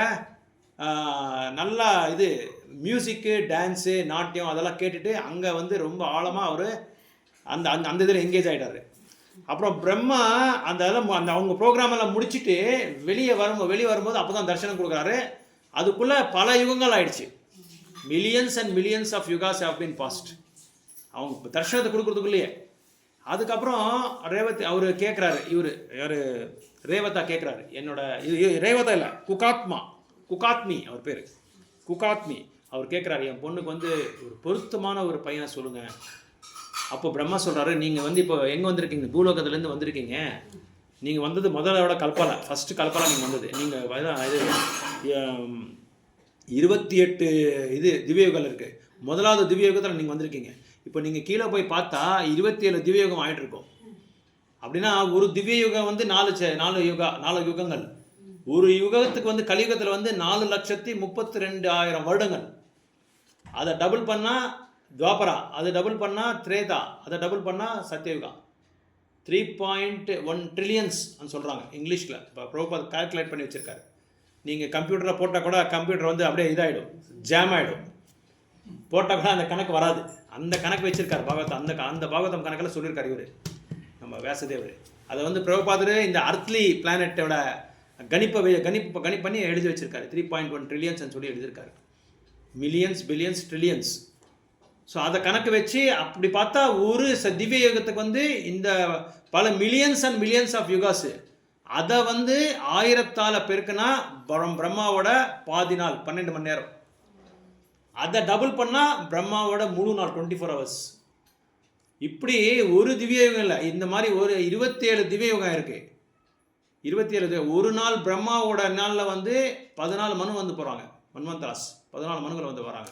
இப்போ நம்ம இருக்கிறது வந்து 7வது மண்ணில் இருக்கிறோம். 7வது மண்ணில் அதில் வந்து பாதி 12 நூலில் தான் இருக்கோம். நம்ம இன்னும் பிரம்மாவோட பாதி கல்பனில் தான் இருக்கிறோம் நம்ம இன்னும். அந்த மாதிரி பிரம்மாவோட கேட்டோடனே பிரம்மா சொல்கிறாரு, இப்போ வந்து நிறைய மன்வந்தரங்கள் ஆயிடுச்சு, 27 மன்வந்தரங்கள் ஆயிடுச்சு. நீங்கள் 28வது மனு இப்போ நடந்துட்டுருக்கு எங்கள் பூலோகத்தில். அப்போ துவாபரயுகம் நடந்துட்டுருக்கோம் இங்கே இதில் பூலோகத்தில். அங்கே போய் நீங்கள் பலராமரை போய் பாருங்கள். அவர் தான் உங்களுக்கு பொருத்தமான ஒரு மாப்பிள்ளை. உங்கள் பொண்ணுக்கு ஒரு சமத்து அனுவாங்க. இவங்க ஐயங்கார்ஸ்லாம் சமத்தான ஒரு பையன் சொல்லுவாங்க. அவங்கள போய் நீங்கள் பாருங்கன்னு சொல்லும்போது அங்கேருந்து அவங்க வரும்போது அவர் பார்த்தது எதுவுமே இல்லை. அவர் என்ன பார்த்துட்டு வந்தாரோ, என்னென்ன இருந்ததோ அது எதுவுமே இல்லை. அப்போது எல்லாமே பாஸ் ஆகிட்டுருக்கு, எல்லாம் சேஞ்ச் ஆகிடுச்சு, கம்ப்ளீட்டாக சேஞ்ச் ஆகி துவாபர யுகத்துக்கு வந்துட்டுருக்கு. அப்போ துவாபர யுகத்தில் இந்த பொண்ணு எப்படி இருப்பாங்க தெரியுமா? ஹைட்டு, இந்த ஆகாயத்தோட ஹைட்டு இருப்பாங்க இந்த பொண்ணு. ஏன்னா சத்தியோகத்தில் வந்துரு இவர். இங்கே வந்து பார்த்தா அந்த அளவுக்கு வைரமாக இருக்கார். அப்புறம் பலராமரை பார்த்து இங்கே போய் சொல்கிறாங்க, இந்த மாதிரி பிரம்மா சொல்லி அமிச்சாரு, நீங்கள் தான் பொருத்தமான மாப்பிள்ளைன்னு சொன்னாங்க. ஆமாம், ஏன்னா இவர் சாதாரணமான ஒரு ஒரு பெண் கிடையாது. இவர் ரேவதி லக்ஷ்மியோட அம்சம். அதனால தான் பலராமர் அவர்கிட்ட அமைச்சிருக்கிறது. அப்போது என்ன சொல்கிறார் ரேவதி, சரி ஓகே பிரம்மா சொல்லியிருந்தா நான் ஓகே நான் ஏற்றுக்கிறேன்னு சொல்லி அவரை திருமணம் பண்ணிக்கிறதுக்கு, ஏன்னா இவ்வளோ வைரமாக இருக்காரு, எந்த யுகத்தில் நீங்கள் இருக்கிறதுன்னு சொல்லி பிரம்மாக்கு பலராமருக்கு எல்லாம் தெரியும் இல்லையா, அவர் பலராமர் அவரே சுப்ரீம் பர்சனாலிட்டி. அவர் உடனே தன்னோட ஆயுதம் என்ன இருக்குது, ஆயுதம் அவரது என்ன பேர் அது, ப்ளவுக்கு என்ன சொல்கிறீங்க, ப்ளவ், கலப்பை கலப்பை எடுத்து ஜிங்கன்னு இழுத்தி விட்டுறாரு அவர் அந்த பெண்ணை ரேவதியை. அவர் வந்து அந்த ஹைட் எல்லாம் வந்து குறைஞ்சிடுது, உடனே அவங்க திருமணம் பண்ணிக்கிறாங்க. ஸோ இந்த மாதிரி டீட்டெயில்டு இன்ஃபர்மேஷன் எல்லாம் பாகவதமில் இருக்குது. பாகவதமில் இவ்வளோ டீட்டெயில் இன்ஃபர்மேஷன் நீங்கள் சொல்ல முடியாது, பார்க்க முடியுமா, படிக்க முடியுமா, எங்கேயாவது எதுலேயும் நீங்கள் படிக்க முடியாது. அப்போது என்ன இதில் என்ன இது என்ன நம்ம வந்து புரிஞ்சுக்க வேண்டியதுன்னா, அந்த அவர் பேர் என்ன, குகாத்மா பகவானுக்கு சம்பந்தப்பட்டவங்க தான் என் பொண்ணுக்கு வேணும், பகவானோட அம்சம் தான் எனக்கு வேணும். ஏன்னா இவர் வந்து பலராமர் வந்து பகவானோட இம்மிடியேட் எக்ஸ்பேன்ஷன், அவரோட வடிவம் அவரோட விரிவங்கம், அவரோட உடனே விரிவங்கம் யாருன்னா கிருஷ்ணரோட விரிவங்கம்னா பலராமர். ஸோ அதனால தான் பலராமருக்கே இது பொருத்தமான ஒரு இதுன்னு சொல்லி அவருக்கு அழைச்சின்னு வந்து இது பண்ணியிருக்காரு, இவர் திருமணம் பண்ணி கொடுத்துருக்காரு. இவர் யார், குகாத்மா அவர் பேர் குகாத்மா. ஸோ இந்த மாதிரியெல்லாம் அவர் டீட்டெயில் இன்ஃபர்மேஷன் கொடுத்துருக்காரு. அப்படின்னு வேறு யாருக்கோ கொடுக்காம இவருக்கு தான் பகவானுக்கு சம்மந்தப்பட்டதாக இருக்கணும்னு சொல்லி சொல்கிறது இங்கே. அதான் சொல்ல வர்றாரு, பகவானுக்கு சம்மந்தப்பட்ட எல்லா பொருள்களும் வந்து நம்மளுக்கு திவ்யமானது, டிரான்சென்டென்டல் சொல்லி சொல்கிறாங்க. ஸோ 28 திவ்ய கல்பம் வந்து பாஸ் ஆகிடுச்சு இவங்க வரதுக்குள்ளே. இதுக்குள்ளே 28வது இப்போ நம்ம இருக்கிறது வந்து 7வது மனு, வைவஸ்வத மனு. அப்புறம் 28வது கல்பெல்லாம் நம்ம நடந்துட்டுருக்கு, இந்த காலம் நடந்துட்டுருக்கு. ஸோ இந்த மாதிரி இதை பற்றியெல்லாம் ஃபுல் டீட்டெயில்ஸாக கொடுத்துருக்காங்க. ஸோ இங்கே 13வது ஸ்லோகாவில் என்ன சொல்கிறாங்கன்னா,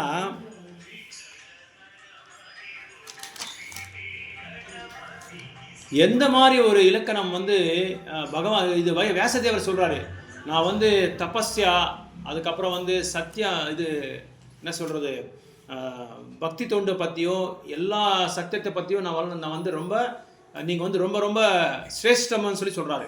நாரதமுனி சொல்கிறாரு, இவரை வந்து புகழ்கிறாரு, வியாசதேவரை புகழ்கிறாரு. நீங்கள் வந்து சாதாரணமான ஒரு நபர் கிடையாது, நீங்கள் வந்து பராசர முனியோட பையன், நீங்கள் உங்களுக்கு எல்லா வேதங்களும் தெரியும், எல்லாத்தையும் நீங்கள் நிபுணராக இருக்கிறீங்க. ஆனால் நீங்கள் என்ன பண்ணீங்க, பகவானை வந்து புகழ்ந்து பாடலை. நீங்கள் பகவானை புகழ்ந்து பாடணும், பகவானையே புகழ்ந்து பாடாமல் ஒரு இலக்கணம் வந்து அது வந்து வேஸ்ட். அது வந்து ரொம்ப தாழ்ந்தமான ஒரு லிட்ரேச்சர், தாழ்ந்தமான ஒரு சாகித்யம். அந்த மாதிரி இருக்கிறதுனால இதை படிக்கிறவங்களுக்கு வந்து அது வந்து சாதகமாக இருக்காது. அவங்க வந்து புலன் இன்பத்தில் வந்து அவங்க ஈடுபட்டுறாங்க சொல்லி சொல்கிறாங்க. இங்கே நம்ம வந்து இந்த பாகவதத்தோட புகழை வந்து சொல்கிறாங்க நாரதர். பாகவதத்தோட புகழை வந்து எப்படியெல்லாம் இருக்குது பாகவதமில். இப்போ நம்ம வந்து பௌத்திக உலகத்தில் நிறைய காதலை பற்றி நிறைய பேசுகிறோம், பார்க்குறோம். சமூக வளங்களெல்லாம் நம்ம வந்து நிறைய இன்சிடென்ட்ஸ் எல்லாம் நம்ம பார்க்குறோம். ரீசெண்டாக கூட ஒரு இடத்துல நித்யாவும் ஏதோ ஒரு பேர், ஒரு பெண்ணு, அந்த ரிதன்யா அந்த பெண்ணை வந்து சரியான தங்கம் கொடுக்காம இருக்கிறதுனால கொடுத்து கூட இந்த மாதிரியெல்லாம் பண்ணியிருக்காங்க. 300 பவுன், அது 2 லட்சம் காரு, 2.25 கோடி ரூபாய் கல்யாணம் பண்ணி வச்சிருக்காங்க. சொன்னாவே தலை சுத்துது எனக்கு. இவ்வளோ கொடுத்து அந்த பெண்ணை வந்து அந்த மாதிரி பண்ணியிருக்காங்க பாவங்க. ஏதோ சிவகாசியோ ஏதோ ஊரில் ஏதோ என்ன, அவினாஷி, கோயம்புத்தூர், திருப்பூரில். ಅಲ್ಲಲ್ಲ ಇದೆಲ್ಲ ಏನಕ್ಕೆ ಹೇಳ್ತಾ ಇದ್ದಾರೆ ಅಂದರೆ கம்பேரிசன்னு, கம்பேர் பண்ணதுக்கோசம். மெட்டீரியல் வேர்ல்டில் இந்த மாதிரி இருக்குன்றது சொல்கிறதுக்காக தான் சொல்லிட்டு இருக்கோம். பௌத்திக உலகத்தில் இந்த மாதிரியெல்லாம் இருக்குது. அவ்வளோ கொடுத்து அந்த பெண் திரும்ப அந்த பெண் வந்து எம்எஸ்சி ஏதோ படிச்சிருக்கான், எம்எஸ்சி படித்து யோகா கிளாஸ் எல்லாம் போகிறான். ரொம்ப ஒரு தூய்மையான பக்தர், ரொம்ப தூய்மையான பக்தர். அதை தான் சொல்ல வரேன். இந்த ஒரு கலியுகத்தில் இப்படி ஒரு மாடர்ன் வேர்ல்டில், ஆதுனிக உலகத்தில் இவ்வளோ படித்து அப்படி ஒரு பக்தி தொண்டில் வந்து அவங்க வந்து யுக்தமாக இருக்காருன்னா ரொம்ப விசேஷமான ஒரு பெண்ணு இல்லை. அது வேற விஷயம் இல்லை, அதை பற்றி நம்ம சொல்கிறோம், அது வேற விஷயம். அது அவங்களோட கர்மத்தை பற்றி, கர்ம சம்பந்தம் மாதிரி, கர்மாக்கு அவனோட கர்மா பிரிவோட கர்மா எப்படி இருக்கும் அந்த மாதிரி நடக்கும். அது நடக்கும், யாரும் மாற்ற முடியாது. ஏன்னா அது காரணம் இல்லாமல் இதெல்லாம் நடக்காது, எதுவும் நடக்காது. இவ்வளோ கொடுத்து கூட அவங்களுக்கு அந்த இதில் பாருங்க, அந்த என்ன சொல்ற சமாதானம் இல்லை, திருப்தி, பேராசை ஆசை அடங்கலை. இன்னும் ஆசை, இன்னும் இன்னும் கொடுக்கணும்னு சொல்லி அவங்கள வந்து ரொம்ப என்ன டார்ச்சர், சித்திரஹிம்சை கொடுத்து போய் கொண்டு வான்னு சொல்லி போய் இத்தனைக்கும் அந்த அவங்க அம்மாவுக்கு இதுமே சொல்லியா கடைசி நேரத்தில் தான் சொல்லியிருக்காங்க இவங்க. இப்படியெல்லாம் இன்னும் இருக்காங்க பாருங்க. ஒரு பெண்ணை வந்து, அதுவும் நம்ம இந்த வேத பூமியில் வந்து மற்றவங்களுக்காக வாழ்கிற பூமி இது, மற்றவங்களுக்காக உயிர் கொடுக்குற பூமி இது. இவ்வளையும் இன்னும் புரிஞ்சுக்கல மக்கள் வந்து. இவ்வளோ ராமாயணத்தை கேட்டிருப்பாங்க நிறைய இடத்துல, யாருமே கேட்காம இருக்க மாட்டாங்க. ராமாயணமோ இல்லை பாகவதமோ பகவத்கீதையோ இல்லை நல்ல ஒரு வார்த்தைகள் அவங்க இவங்ககிட்ட அவங்க முன்னோர்கள்கிட்ட கேட்டிருப்பாங்க. இதெல்லாமே கேட்டு எவ்வளோ மனசு மாறுது பாருங்க. புலனின்பம்ன்றது இதில் தான் நம்மளுக்கு தெரியுது. இன்னும் ஆசை, இன்னும் 300 ஒரு 25 லட்சம் காரு, எத்தனை பவுன், 72 லட்சம் கார், ஆடி கார். அது ஆடினா 70 மேலே தான் இருக்கும். இதெல்லாம் கொடுத்து இன்னும் அவங்களுக்கு வந்து சமாதானம் ஆகலைன்னா எவ்வளோ எவ்வளோ கொடுமை பாருங்க. ஒரு பெண்ணு இல்லை, ஒரு சட்டத்தையே நான் இதை பார்க்க கேட்கும்போது என்ன நினச்சேன், எனக்கு சர்க்கார் என்ன பண்ணணும்னா அரசாங்கம் டௌரியை வந்து நிறுத்தணும். முதல்ல அதை நிறுத்தணும். யார் டௌரி வாங்குறாங்களோ அவங்க எடுத்து போய் உள்ள போட்டு நிறைய சரியான பனிஷ்மெண்ட் கொடுக்கணும். அவங்களுக்கு டௌரி கொடுக்கணும் அரசாங்கத்துக்கு, அந்த மாதிரி பண்ணிடணும், கொண்டு வந்துடணும். இதனால் இப்போ கொஞ்சம் கம்மி இதுக்கு. ஏன்னா இப்போ வந்து ரொமான்ஸில் போயிடுச்சு எல்லாமே. அதனால கல்யாணோட செலவு, இந்த பவுன் செலவு இதெல்லாமே குறைஞ்சிடுச்சு. ஏன் இதெல்லாம் சொல்ல வரேன்னா, அதே நீங்கள் இதில் பாருங்கள், பாகவதத்தில் பாருங்கள், ஒரு ரொமான்ஸ் எப்படி இருக்குன்னா அப்படியே ஆழமாக நம்மளை வந்து கவருது. அர்ஜுனருக்கும் சுபத்ருக்கும் நல்ல ரொமான்ஸ், ஒரு நல்ல பெரிய காதல். பீமனுக்கும் இடம்பாக்கு ஒரு நல்ல காதல். அப்புறம் வந்து அர்ஜுனா சுபத்ரா. அப்புறம் வந்து உஷாக்கும் அனிருத்தா பயங்கரமான காதல். உஷாவோட அனிருத்தாவோட காதலை வந்து நீங்கள் படிச்சுட்டா 10வது அத்தியாயத்தில் 3வது வால்யூமில் எப்படி இருக்குது தெரியுமா? அது இந்த உஷான்றது வந்து பானாசுரோட பொண்ணு. கிருஷ்ணன் மகனும் பிரத்யும்னா கிருஷ்ணன் பிரத்யும்னா மகனும் அனிருத்தா. இதெல்லாம் நீங்கள் அவர் ஸ்ருதிபுரான்னு சொல்லி ஒரு இடம் இருக்குது, அது பேர் நான் மறந்துட்டேன். எங்கே இருக்குன்னு அஸ்ஸாமில் இருக்குது, குவஹாத்தி, அஸ்ஸாமோட கேபிட்டல் குவஹாத்தி. அந்த குவஹாத்தியில் ஒரு ஃபேமஸான கோயில், துர்கா சக்தியோட கோயில் இருக்குது, காமக்கின்னு சொல்லி ஒரு கோயில் இருக்குது. நீங்கள் கேள்விப்பட்டீங்களோ தெரியாது. அந்த காமக்கி கோயில் கூட தான் இந்த இது இருக்கிறது. இப்போ ஒரு பக்தர் போயிருந்தாங்க. அதை வந்து ரிசர்ச் பண்ணி பார்த்தா இந்த பானாசுரர், இந்த இவர் வந்து யார், இந்த பானாசுரர் வந்து அந்த இடத்துல இருந்திருக்காரு. அப்போது இப்போவும் அங்கே நீங்கள் போகலாம், இப்போவும் நீங்கள் போய் பார்க்கலாம் அதில் அந்த. அப்புறம் நாங்கள் சார்தாம் போகும்போது ரொம்ப விசேஷமான ஒரு இடத்த பார்த்தோம், ஒரு கோயிலுக்கு போயிருந்தோம். அந்த கோயிலில் உஷாக்கும் அனிருத்தாக்கும் கல்யாணம் நடந்திருக்கு அதே இடத்துல, சார்தாமில் ஏதோ ஒரு இடத்துல. ஏன்னா இது பத்ரிகாஷ்ரம் கிட்ட தான், அதுவும் ரொம்ப ரொம்ப கிட்ட. அது அந்த இடத்துல நாங்கள் போகும்போது இந்த பாகவதம் படித்தது எனக்கு நான் வந்துச்சு. அப்போது இந்த உஷாக்கும் அனிருத்தாக்கும் எங்கே கல்யாணம் நடந்துக்கிறது, அந்த யக்னபீட்டம் யக்னகுண்டம் எல்லாமே அங்கே இருக்குது. இதெல்லாம் நம்ம போய் பார்த்தா நமக்கு தெரியும். இதெல்லாம் உண்மையாக நடந்திருக்க இடத்தெல்லாம் மறுபடியும் அதில் பாதுகாப்பு பண்ணி வச்சுருக்காங்க எல்லாமே. எப்படி நம்ம ராமேஸ்வரத்தில் வந்து அந்த கல் வந்து என்ன அது மெதுக்குது இல்லையா, அதெல்லாமே எப்படியெல்லாம் பாதுகாப்பு வச்சுருக்காரோ அதெல்லாமே நம்ம பார்க்கலாம். நம்ம அதே மாதிரி மாயப்பூரில் சைத்தன்ய மகாபிரபு பண்ண லீலைகள், கிருஷ்ணர் விருந்தாவனத்தில் பண்ண லீலைகள், இதெல்லாமே பாகவதமில் என்னென்ன எழுதிருக்காங்களோ அதெல்லாமே நம்ம உண்மையாக போய் பார்க்கலாம். அப்போ முந்தானேத்து ஒரு கதை சொன்னாங்க உங்களுக்கு, அலர்நாத் கதை கேட்டிங்களா? அலர்நாத் அந்த பகவானோட சீரா ரைஸ் அப்படி எடுத்து அப்படி தட்டும்போது மூஞ்சி மேலே பட்டிருக்கு, கையில் பட்டிருக்குன்றது நான் வந்து சொன்னேன் உங்களுக்கு. புரி ஜெகநாத் கோயிலேருந்து ஒரு 20 கிலோமீட்டரு. அவங்க அப்பா வந்து வெளியே போயிடுறாங்க, இவங்களை நைவேத்தியம் பண்ண சொல்கிறாங்கன்னு சொல்லி நான் உங்களுக்கு கதை சொன்னேன். நீங்கள் எத்தனை பேர் கேட்டிங்களா இல்லை தெரியாது. இதெல்லாம் உண்மையாக நீங்கள் போய் பார்க்கலாங்க. விஷ்ணுவோட அங்கே விக்கிரத்தை மாதாஜியில் பார்த்துருப்பாங்க, பிரபுவில் பார்த்துருப்பாங்க.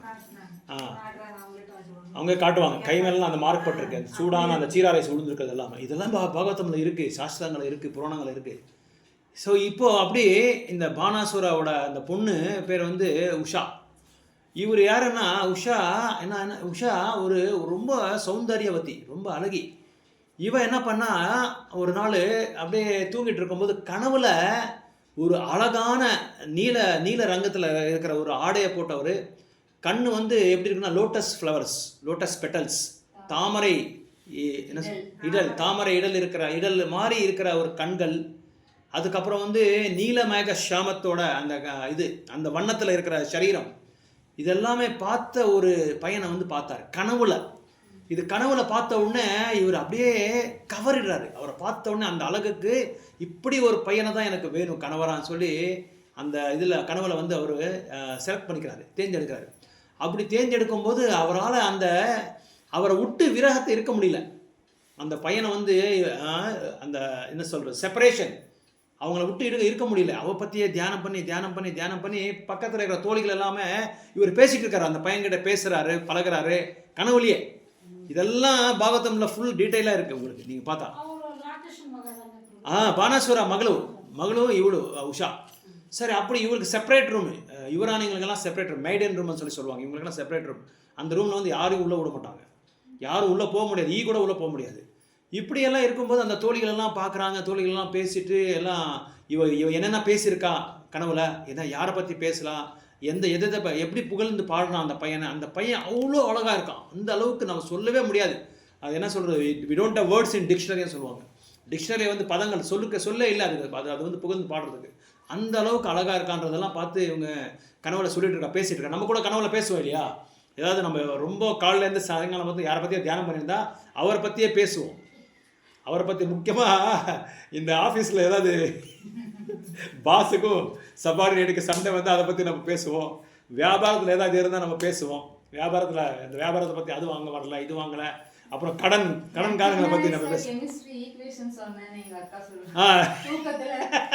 அப்படியெல்லாம் அந்த அளவுக்கு பயாட் பண்ணியிருப்பாங்க ஈக்குவேஷன்ஸ் எல்லாம். நான் கூட அந்த கெமிஸ்ட்ரி கோயில் தீர்த்தத்துக்கு பதிலாக எங்கள் அம்மாட்ட தூங்கிட்டு பெருமாள் கோயில் கோமின்னு சொல்லியிருக்கேன். அந்த மாதிரி நம்ம எதை பற்றி தியானம் பண்ணுறோமோ அதுதான் கனவுல வரும்.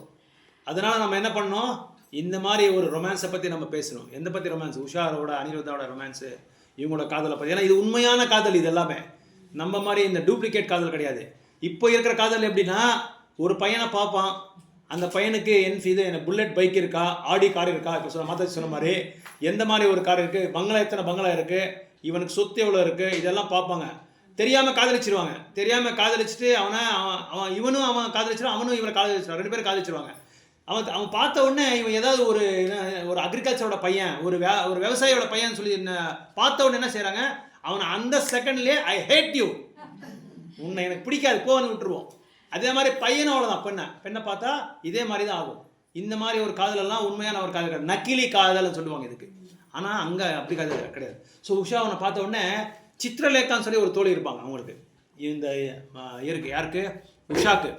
சித்திரலேகா வந்து பானாசுரோட அரசாங்கத்தில் ஒரு உடங்கான்னு சொல்லி ஒரு மந்திரி இருப்பார். அந்த மந்திரியோட டாக்டர் பொண்ணு. அவரு இந்த சித்திரலேகா கூப்பிடுறாரு, தோழிங்களாம் கூப்பிட்டு பாரு, இந்த மாதிரி உங்களோட யுவராணிக்கு இந்த மாதிரியெல்லாம் ஆயிருக்கு. ஏன்னா சித்திரலேகாவுக்கு வந்து தியானம் மூலமாக சித்தி மூலமாக யாரை வேணாலும் வர வைக்கிற அளவுக்கு அவங்களுக்கு அந்த இது இருக்குது, சக்தி இருக்குது, அந்த மந்திர சக்தி இருக்குது. அதனால் உடனே அதெல்லாம் கேட்டுக்கிட்டு என்னென்னலாம் பேசியிருக்கான்னு சொல்லி பேசிட்டு அந்த வர்ணங்களெல்லாம் வர்ணிக்கிறாங்க இல்லையா அவங்க அந்த பையனை பற்றி. அதெல்லாமே இவங்க வந்து நல்லா அரவழைச்சி அதை வந்து அப்படியே ஒரு நல்ல ஒரு ஆர்டிஸ்ட்டு அவர் அப்படியே வரைகிறாரு. வரைஞ்சி இந்த ஒரு தேவரா, இவங்களா, யவனாசா, மிலேச்சாசா, இதெல்லாம் வரைஞ்சி எல்லாமே இருக்காங்களா. நிறைய குரூப் இருக்கு இல்லையா, அசுராசு, யவனாசு, மிலேச்சாசு, அப்புறம் தேவர்கள், அதுக்கப்புறம் எது வம்சத்தில் இருக்கிற நபர்கள், இவங்க எல்லாரையும் வரைகிறாங்க. நம்ம ஒரே பிக்சர் வரையணும்னா பல நாட்கள் வேணும், 1 நாள் 2 நாள் 3 நாள் வேணும். இவங்க எல்லாமே ஒரே செகண்டில் வரைஞ்சி காமிக்கிறாங்க. அந்த அளவுக்கு திறமை இருக்குது அந்த அம்மா கிட்ட, சித்திரலேகா கிட்ட, அந்த தோழி கிட்ட. இதெல்லாம் வரைஞ்சி காமிக்கும் போது எல்லாம் பார்த்துட்டு இவளுக்கு எவ்வளோ மைண்ட் ஃபிக்ஸ் அப் ஆயிருக்குன்னா அவங்க மேலே, அந்த அனிருத்தா மேலே. கடைசியில் அதெல்லாம் பாகவதம்ல எழுதப்பட்டிருக்கு. ஒருத்தரையும் காமிக்கிறாங்க, ஒருத்தரையும் எழுதியிருக்காங்க.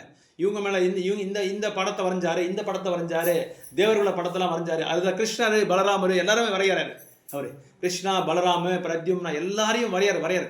அந்த வரையும் போது லாஸ்ட்டில் அனிருத்தாவை பற்றி வரைகிறாரு. அனிருத்தாவை பற்றி வரையும் போது உடனே இவர் தான் சொல்லி அவர் விரலை காமிக்கிறாரு. அப்போ சித்திரலேகா என்ன பண்ணுதுன்னா, அவர் அந்த இது எங்கே இருக்காருன்னா, இவர் அனிருத்தா, கிருஷ்ணரோட பையன் பேர் பிரத்யும்னோட பையன் பேர் அனிருத்தா. அந்த எது லோக வம்சத்தில் உள்ள யாருமே உள்ளே போக முடியாது, எப்பேற்பட்ட ஒரு கொம்பனாலையும் உள்ளே போக முடியாது. இந்த சித்திரலேகா என்ன பண்ணுறாங்க, தியானம் மூலமாக போய் சித்திங்களே, அவங்க சித்திங்களை எல்லாம் எங்கே வேணாலும் போனாங்க. ஒரு சின்ன எறும்பு மாதிரி, ஒரு சின்ன பூச்சி மாதிரி உள்ளே போயிட்டு இவர் படுத்துருப்பார் யாரே அனிருத்தா. அந்த கட்டலோட சேர்த்து கொண்டு வந்துடுறாரு. அப்படியே கட்டோட சேர்த்து கொண்டு வந்து கரெக்டாக உஷா பக்கத்தில் வச்சிடறாரு. பக்கத்தில் வச்ச உடனே உஷாக்கு எங்கே இல்லாத சந்தோஷம், எங்கே இல்லாத அந்த அன்பு. அப்போது அவனுக்கு என்ன சொல்கிறது, இது சில்க் ட்ரெஸ் எல்லாம் போட்டு வகை வகையான உணவெல்லாம் கொடுத்து, இதெல்லாம் பாகவதம்ல எழுதியிருக்காங்க. நீங்கள் 10வது கேண்டலில் படிக்கலாம். பாகவதம்ல இருக்கு. 10வது ஸ்கந்தம் 10th கேண்டலில் இருக்கு. இன்னும் நீங்கள் படிக்கணும். இப்போ நீங்கள் ஃபர்ஸ்ட் கேண்டலில் தான் இருக்கிறீங்க. இன்னும் 2, 3, 4, 5, 6, 7, 8, 9 கேண்டல் முடிஞ்ச பிறகு உடனே அங்கே போகக்கூடாது. உடனே நம்ம வந்து ஜம்ப் ஆகக்கூடாது. இப்போ என்ன 1ஆம் கிளாஸ்லேருந்து 10ஆம் கிளாஸ் நம்ம பாஸ் பண்ண மாட்டாங்க யாருமே. நம்ம ஸ்லோவாக போனால் தான் நம்ம தத்துவம் வந்து ஆழமாக நம்ம வந்து இதாகும். ஏன்னா அது என்ன சொல்கிறது, பக்குவம் வரும். அப்போ தான் பக்குவம் வரும். உடனே போகக்கூடாது. உடனே போனால் தப்பு, அது அபராதம். அந்த மாதிரி ஆனால் கேட்கலாம். ஸோ உடனே இவர் என்ன பண்ணுறாரு, சித்திரலேகா அது அவருக்கு எல்லாம் அந்த இவருக்கெல்லாம் கொடுத்து வகை வகையான உணவெல்லாம் கொடுத்து, ஸ்வீட்ஸு எல்லாமே கொடுத்து, அவர் பெரிய விருந்து கொடுத்து 2 பேரும் காதலிக்கிறதுக்கு ஸ்டார்ட் பண்ணிடுறாங்க. ஆனால் அந்த காதல் வேற, இந்த காதல் வேற. அந்த காதல் வந்து திவ்யமான ஒரு காதல். ஏன்னா அனிருத்தா வந்து சாதாரணமான ஆள் கிடையாது. பலராமோட வடிவங்கள் 4 வடிவங்கள் சத்துர்வியூகான்னு சொல்லுவாங்க. பிரத்யும்னா, அனிருத்தா, வாசுதேவா, சங்கர்ஷனா. இந்த பிரத்யும்னாக்கு அடுத்தது வந்து அந்த அனிருத்தாக்கு அடுத்த அனிருத்தாரனா சாக்ஷாத் நாராயணன். இவர் யார், உஷானா சாக்ஷாத் லக்ஷ்மி தேவி. அதனால நாராயணா லக்ஷ்மி 2 பேரும் இது தர்மபத்னி தர்மபதி. ஸோ அதனால தான் இங்கே வந்து அந்த அளவுக்கு ஆழமாக பாகவதத்தில் வந்து இவ்வளோ விளக்கத்தை கொடுத்துருக்காங்க. ஸோ இப்பேற்பட்ட பாகவதத்தை தான் நம்ம கேட்கணுமே தவிர, ஏதோ காஞ்சி போன கருவாடு மாதிரி அந்த பாகத்தை நம்ம கேட்டால் என்ன ஆகும், நம்மளுக்கு இன்னும் நம்மளுக்கு இருக்கிற நல்ல புத்தியும் போயிடும், நல்ல பக்தியும் போயிடும். போய் என்ன ஆகுது, நம்ம வந்து இந்த மாதிரி ஏதோ இந்த மாதிரி ஆக்டர் இந்த மாதிரி இப்போ சொன்னாங்களே மாதாஜி, அந்த பெண்ணுக்கு என்ன பண்ணாங்களோ அந்த மாதிரி தான் ஆகிடும். அப்புறம் லாக்அப், டெத்து, இதெல்லாம் நிறைய நடக்குது. ட்ரக்ஸு, இதை பற்றி தான் நிறைய இது கொடுக்குறாங்க. இப்போ இன்னொன்று என்ன சொல்கிறாங்கன்னா, டாக்டர்ஸ் எல்லாம் ஆன்டி ஏஜிங், வயசு கம்மியாகிறதுக்கெல்லாம் ட்ரக்ஸ் வந்திருக்கு, அதுக்கெல்லாம் மருந்தெல்லாம் வந்திருக்கு. எங்கேயாவது நீங்கள் கேட்டிருப்பீங்களா வயசு என்னைக்காவது கம்மியாகுதா? அதுக்கெல்லாம் மருந்து கொடுக்குறாங்க. அந்த பைத்தியக்காரங்க எல்லாம் அது எடுத்துட்டு இருக்காங்க, அதை நம்பி எடுக்கிறாங்கப்பா. இதை நம்ப மாட்டான்றாங்க. உண்மையான சாகித்யத்தை இலக்கணத்தை வந்து நம்ப மாட்டான்றாங்க. இந்த மாதிரிலாம் நம்புறாங்க. இதை நம்பி எனக்கு வயசு கம்மியாகிடுது, வயசு ஆகணும்னு சொல்லி அதெல்லாம் எடுக்கிறாங்க. எப்படி வயசு கம்மியாகும்? நாள் ஆக ஆக ஆக ஆக என்ன ஆகுது, கண் உள்ளே போயிடும். சாக்கெட்டுக்கு மாதிரி இந்த பிளக்கு உள்ளே போட்டால் எப்படி சாக்க அது மாதிரி உள்ள கண் உள்ளே போயிடும். அப்புறம் முடி வந்து வெள்ளையாயிடும். அப்புறம் இதெல்லாமே அப்படியே ஃபோல்டிங்ஸ் வந்துடும். ஸ்கின் எல்லாமே அப்படியே சுருங்கிடும். சுருங்கிடும். இதெல்லாம் ஒரு நோட்டீஸ் நம்மளுக்கு வந்துகிட்டே இருக்கும். உனக்கு வயசு ஆகிடுச்சு, இனிமேல் உன்னோட உண்மையான ஒரு சேவை வந்து பகவானுக்கு சேவை செய்யன்னு சொல்லி அதெல்லாம் நம்மளுக்கு ஒரு என்ன சூச்சனை கொடுக்குது, நம்மளுக்கு ஒரு நோட்டீஸ் கொடுக்குது. ஸோ அதனால் உண்மையான லிட்ரேச்சரை வந்து படிக்க நாரதமுனி சொல்கிறாங்க. இந்த மாதிரி ஒரு லிட்ரேச்சர்ஸை நீங்கள் படிங்க. இந்த மாதிரி இப்போ நம்ம பாருங்கள், நம்ம இதுக்கு போயிட்டோம். நம்ம இதுக்கு எங்கே அனிருத்தா உஷா அவங்களோட அரண்மனை போயிட்டு நம்ம திரும்பி வாபஸ் வந்திருக்கோம். இப்போ திரும்பி பிரபு வீட்டுக்கு வந்திருக்கோம் ரிட்டர்னு. உண்மையாக அந்த மாதிரி உங்களுக்கு ஃபீலிங் இருக்கா இல்லையா? இறக்குமா? அது இருக்காது, ஃபீலிங் இல்லையா? அந்த மாதிரி அது சொல்லவே அந்த மாதிரி நமக்கு ஃபீலிங் வந்துடுது. அங்கே அந்த தியானத்துக்கு நம்ம போயிடுவோம். ஆனால் இன்னும் பெரிய பெரிய ஆச்சாரியாஸ் இவங்கெல்லாம் அவங்க விளக்குறது வந்து அவங்களோட விளக்கம் வந்து இன்னும் நல்லாயிருக்கும். அப்படியே கொண்டு போயிடுவாங்க, நம்மளை அந்த இடத்துக்கு கொண்டு போயிடுவாங்க.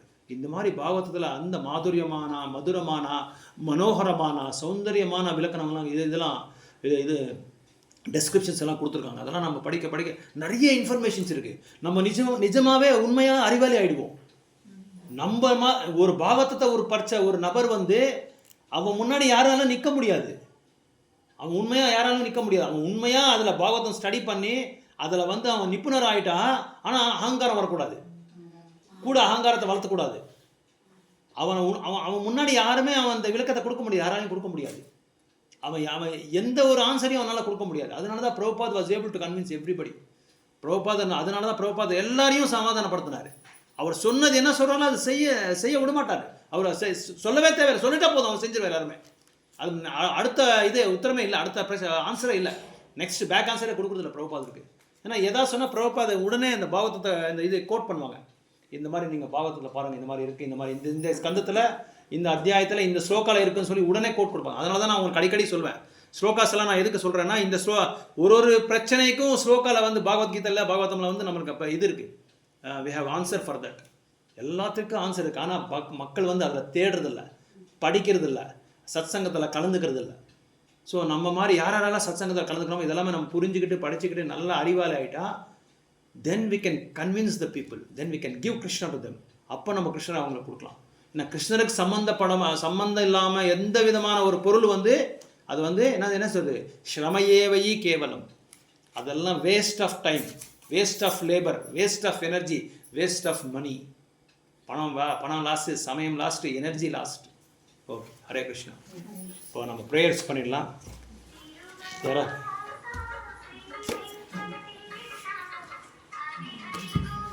ஸோ ராஜாத்தி மாதாஜியோட அண்ணாக்கு ஏதோ உடம்பு சரியில்லை, அவங்க ப்ரேயர் பண்ணி ஃபோன் பண்ணி சொன்னாங்க. அவங்களோட அண்ணாக்கு ஏதோ ஹாஸ்பிட்டல் அட்மிட் ஆகிருக்காங்களா. சரி, எல்லாம் நீங்கள் பக்தரை சொல்லி ப்ரேயர் பண்ண சொல்லியிருக்காங்க. அப்புறம் உங்கள் சார்பாக யாராவது இருந்தால் அவங்க பேர் சொல்லி நம்ம வந்து ப்ரேயர் பண்ணிவிட்டு முடிச்சிடலாம். ஏதாவது கொஷின்ஸ் எதாவது இருக்குங்களா, கருத்துக்கள் எதாவது இருக்கா, கேள்விகள் எதாவது இருந்தால் கேள்வி கேட்டு நம்ம ப்ரேயருக்கு போயிடலாம் உடனே. அப்புறம் வந்து சம்சார தாவா கொஞ்சம் நெக்ஸ்ட் வீக்கு பார்க்காம கொஞ்சம் பயிற்சி பண்ணுங்கள். சம்சார தாவா, துளசி ப்ரேயரு, அதுக்கப்புறம் வந்து நரசிம்ம ப்ரேயரு, அதுக்கப்புறம் நெக்ஸ்ட் டிடி வர்ஷிப்பெல்லாம் எப்படி பண்ணுறது அது சொல்லிக் கொடுக்குறாங்க. விக்கிரகாராதனை எப்படி பண்ணுறது இதெல்லாம் அவங்க என்ன கேட்பாங்க. இதெல்லாமே நைவேத்தியம் பண்ணுறது, நைவேத்திய மந்திரம், பிரபுபாத் பிரணத்தி மந்திரம், இதெல்லாம் உங்களுக்கு தெரிஞ்சால் கொஞ்சம் சொல்லிக் கொடுங்க. அதான் மாதாஜிஸ்கெல்லாம் சொல்லிக் கொடுங்க. சிக்ஷா லெவல்ஸில் இதெல்லாம் கேட்பாங்க. சிக்ஷா லெவல் 18th வந்து ஒரு சிக்ஷா ப்ரோக்ராம் இருக்குது நம்ம கோயிலில், கோரமங்கலம் இஸ்கானில். 16 ரவுண்ட் எடுக்கிறவங்க கொஞ்சம் இதெல்லாமே கொஞ்சம் கொஞ்சமாக கொஞ்சம் பயிற்சி பண்ணால் கொஞ்சம் நல்லாயிருக்கும். அவங்களாம் நல்லா ட்ரெயின் பண்ணுறாங்க, நல்லா மாதாஜி நல்லா ட்ரெயின் பண்ணுறாங்க. இப்போது உங்களுக்கு தெரியுமா தெரியாத, ஹைதராபாத்தில் 65 ரத யாத்திரை பண்ணியிருக்காங்க. இதில் மேக்ஸிமம் யாருன்னா மாதாஜிஸ் தான். தனியாக மாதாஜிஸ் வந்து அவங்க வில்லா, அவங்க வந்து இது இருக்கு இல்லையா, அவங்க அந்த என்ன சொல்கிறது, கேட்டட் கம்யூனிட்டி, ஒரு இதில் வந்து ஒரு 50-60 வீடு இருக்கும். ஒரு வில்லா அந்த அந்த அந்த மாதிரி ஒரு வில்லாவில் ஒரு மாதாஜி வந்து அவங்க அந்த இதுக்குள்ளேயே ரத யாத்திரை பண்ணியிருக்காங்க. அந்த அவங்க இதுக்கு கம்யூனிட்டிக்குள்ளேயே 65 ரத யாத்திரை ஹைதராபாத்தில் மட்டும் பண்ணியிருக்காங்க. ஒரு ரத யாத்திரை நம்மளால் பண்ண முடியாது. அந்த மாதிரி 65 ரத யாத்திரை இருக்குது. 75% யாருன்னா மாதாஜிஸ் தான். மாதாஜிஸ் அந்த அளவுக்கு ஆழமான ஒரு சீரியஸாக எடுத்துக்கிறாங்க. ஏன்னா ஒரு ரத யாத்திரை பண்ணுறதுனால ஸ்கூல்ஸில் பண்ணியிருக்காங்க. 5-6 ஸ்கூல்ஸில் பண்ணிவிட்டு இப்போவே நெக்ஸ்ட் இயர் புக்கிங் ஸ்கூல்ஸ் எல்லாம், அடுத்த ஸ்கூல்ஸ் எல்லாமே எங்கள் ஸ்கூலில் பண்ணுங்க ரத யாத்திரா, எங்கள் ஸ்கூலில் பண்ணுங்கன்னு சொல்லி இப்போவே ஒரு ஹெட்மாஸ்டர், ஒரு பிரின்சிபால் சொல்கிறாரு, இந்த ஸ்கூலுக்குள்ளே பண்ணிவிட்டு ரத யாத்திரை பண்ணி முடிக்கும்போது வாங்க சார் வெளியே போகலான்றாங்க. இல்லை சார் வெளியே நாங்கள் பர்மிஷன் எடுக்கலான்னு டிவோட்டி சொன்னால், சார் நீங்கள் அதை பற்றி பயப்படாதீங்க, எல்லாம் அரசியல்வாதி பசங்களாம் எங்கள் ஸ்கூலில் தான் படிச்சுட்டு இருக்காங்க, நீங்கள் வாங்கன்னு சொல்லி வெளியே எடுத்துகிட்டு போயிருக்காங்க. வைப்ரேஷன், ஜெகநாத்தோட வைப்ரேஷன் எப்படி இருப்பாருங்க, பயங்கரமாக இருந்தது. அதே மாதிரி ஜெகநாதரை பற்றி நீங்கள் படித்தா நிறைய இருக்குது. நீலாமாதவன்ற புஸ்தகத்தில் நிறைய இருக்குது. ஸ்கந்த புராணத்தில் ஜெகநாதரை பற்றி ரொம்ப விளக்கத்தை கொடுத்துருக்காங்க. இதெல்லாம் இந்த லிட்ரேச்சர்ஸ் எல்லாம் நம்மளால் உண்மையாக கொடுத்து வச்சோம். இதெல்லாம் நம்ம கேட்குறோன்னா கொடுத்து வச்சோம். சாதாரணமான ஆளுகளெல்லாம் அப்புறம் மூக்கனப்பள்ளி எத்தனை பேர் இருக்காங்க, 1,00,000 பேர் இருக்காங்களா பிரபுங்க? 1,00,000 பேரில் நம்ம 10 பேருக்கு மட்டும்தான் இந்த மாதிரி ஒரு இது கிடச்சிருக்கு, ஒரு இது அவகாசம். இதெல்லாம் யாராலையும் கேட்க முடியாது, யாரும் சொல்கிறதுக்கு ஆளும் கிடையாது இப்போ எல்லாமே. அதுதான் பிரபுபாதரோட மெர்சி, நம்ம குரு மகாராஜோட மெர்சி. அதனால் நம்ம வந்து இதெல்லாம் கேட்டுட்ருக்கோம். ரொம்ப கொடுத்து வச்சோம், நம்ம பாக்கியவான். ஓகே, நம்ம பிரார்த்தனைக்கு வந்துடலாம்.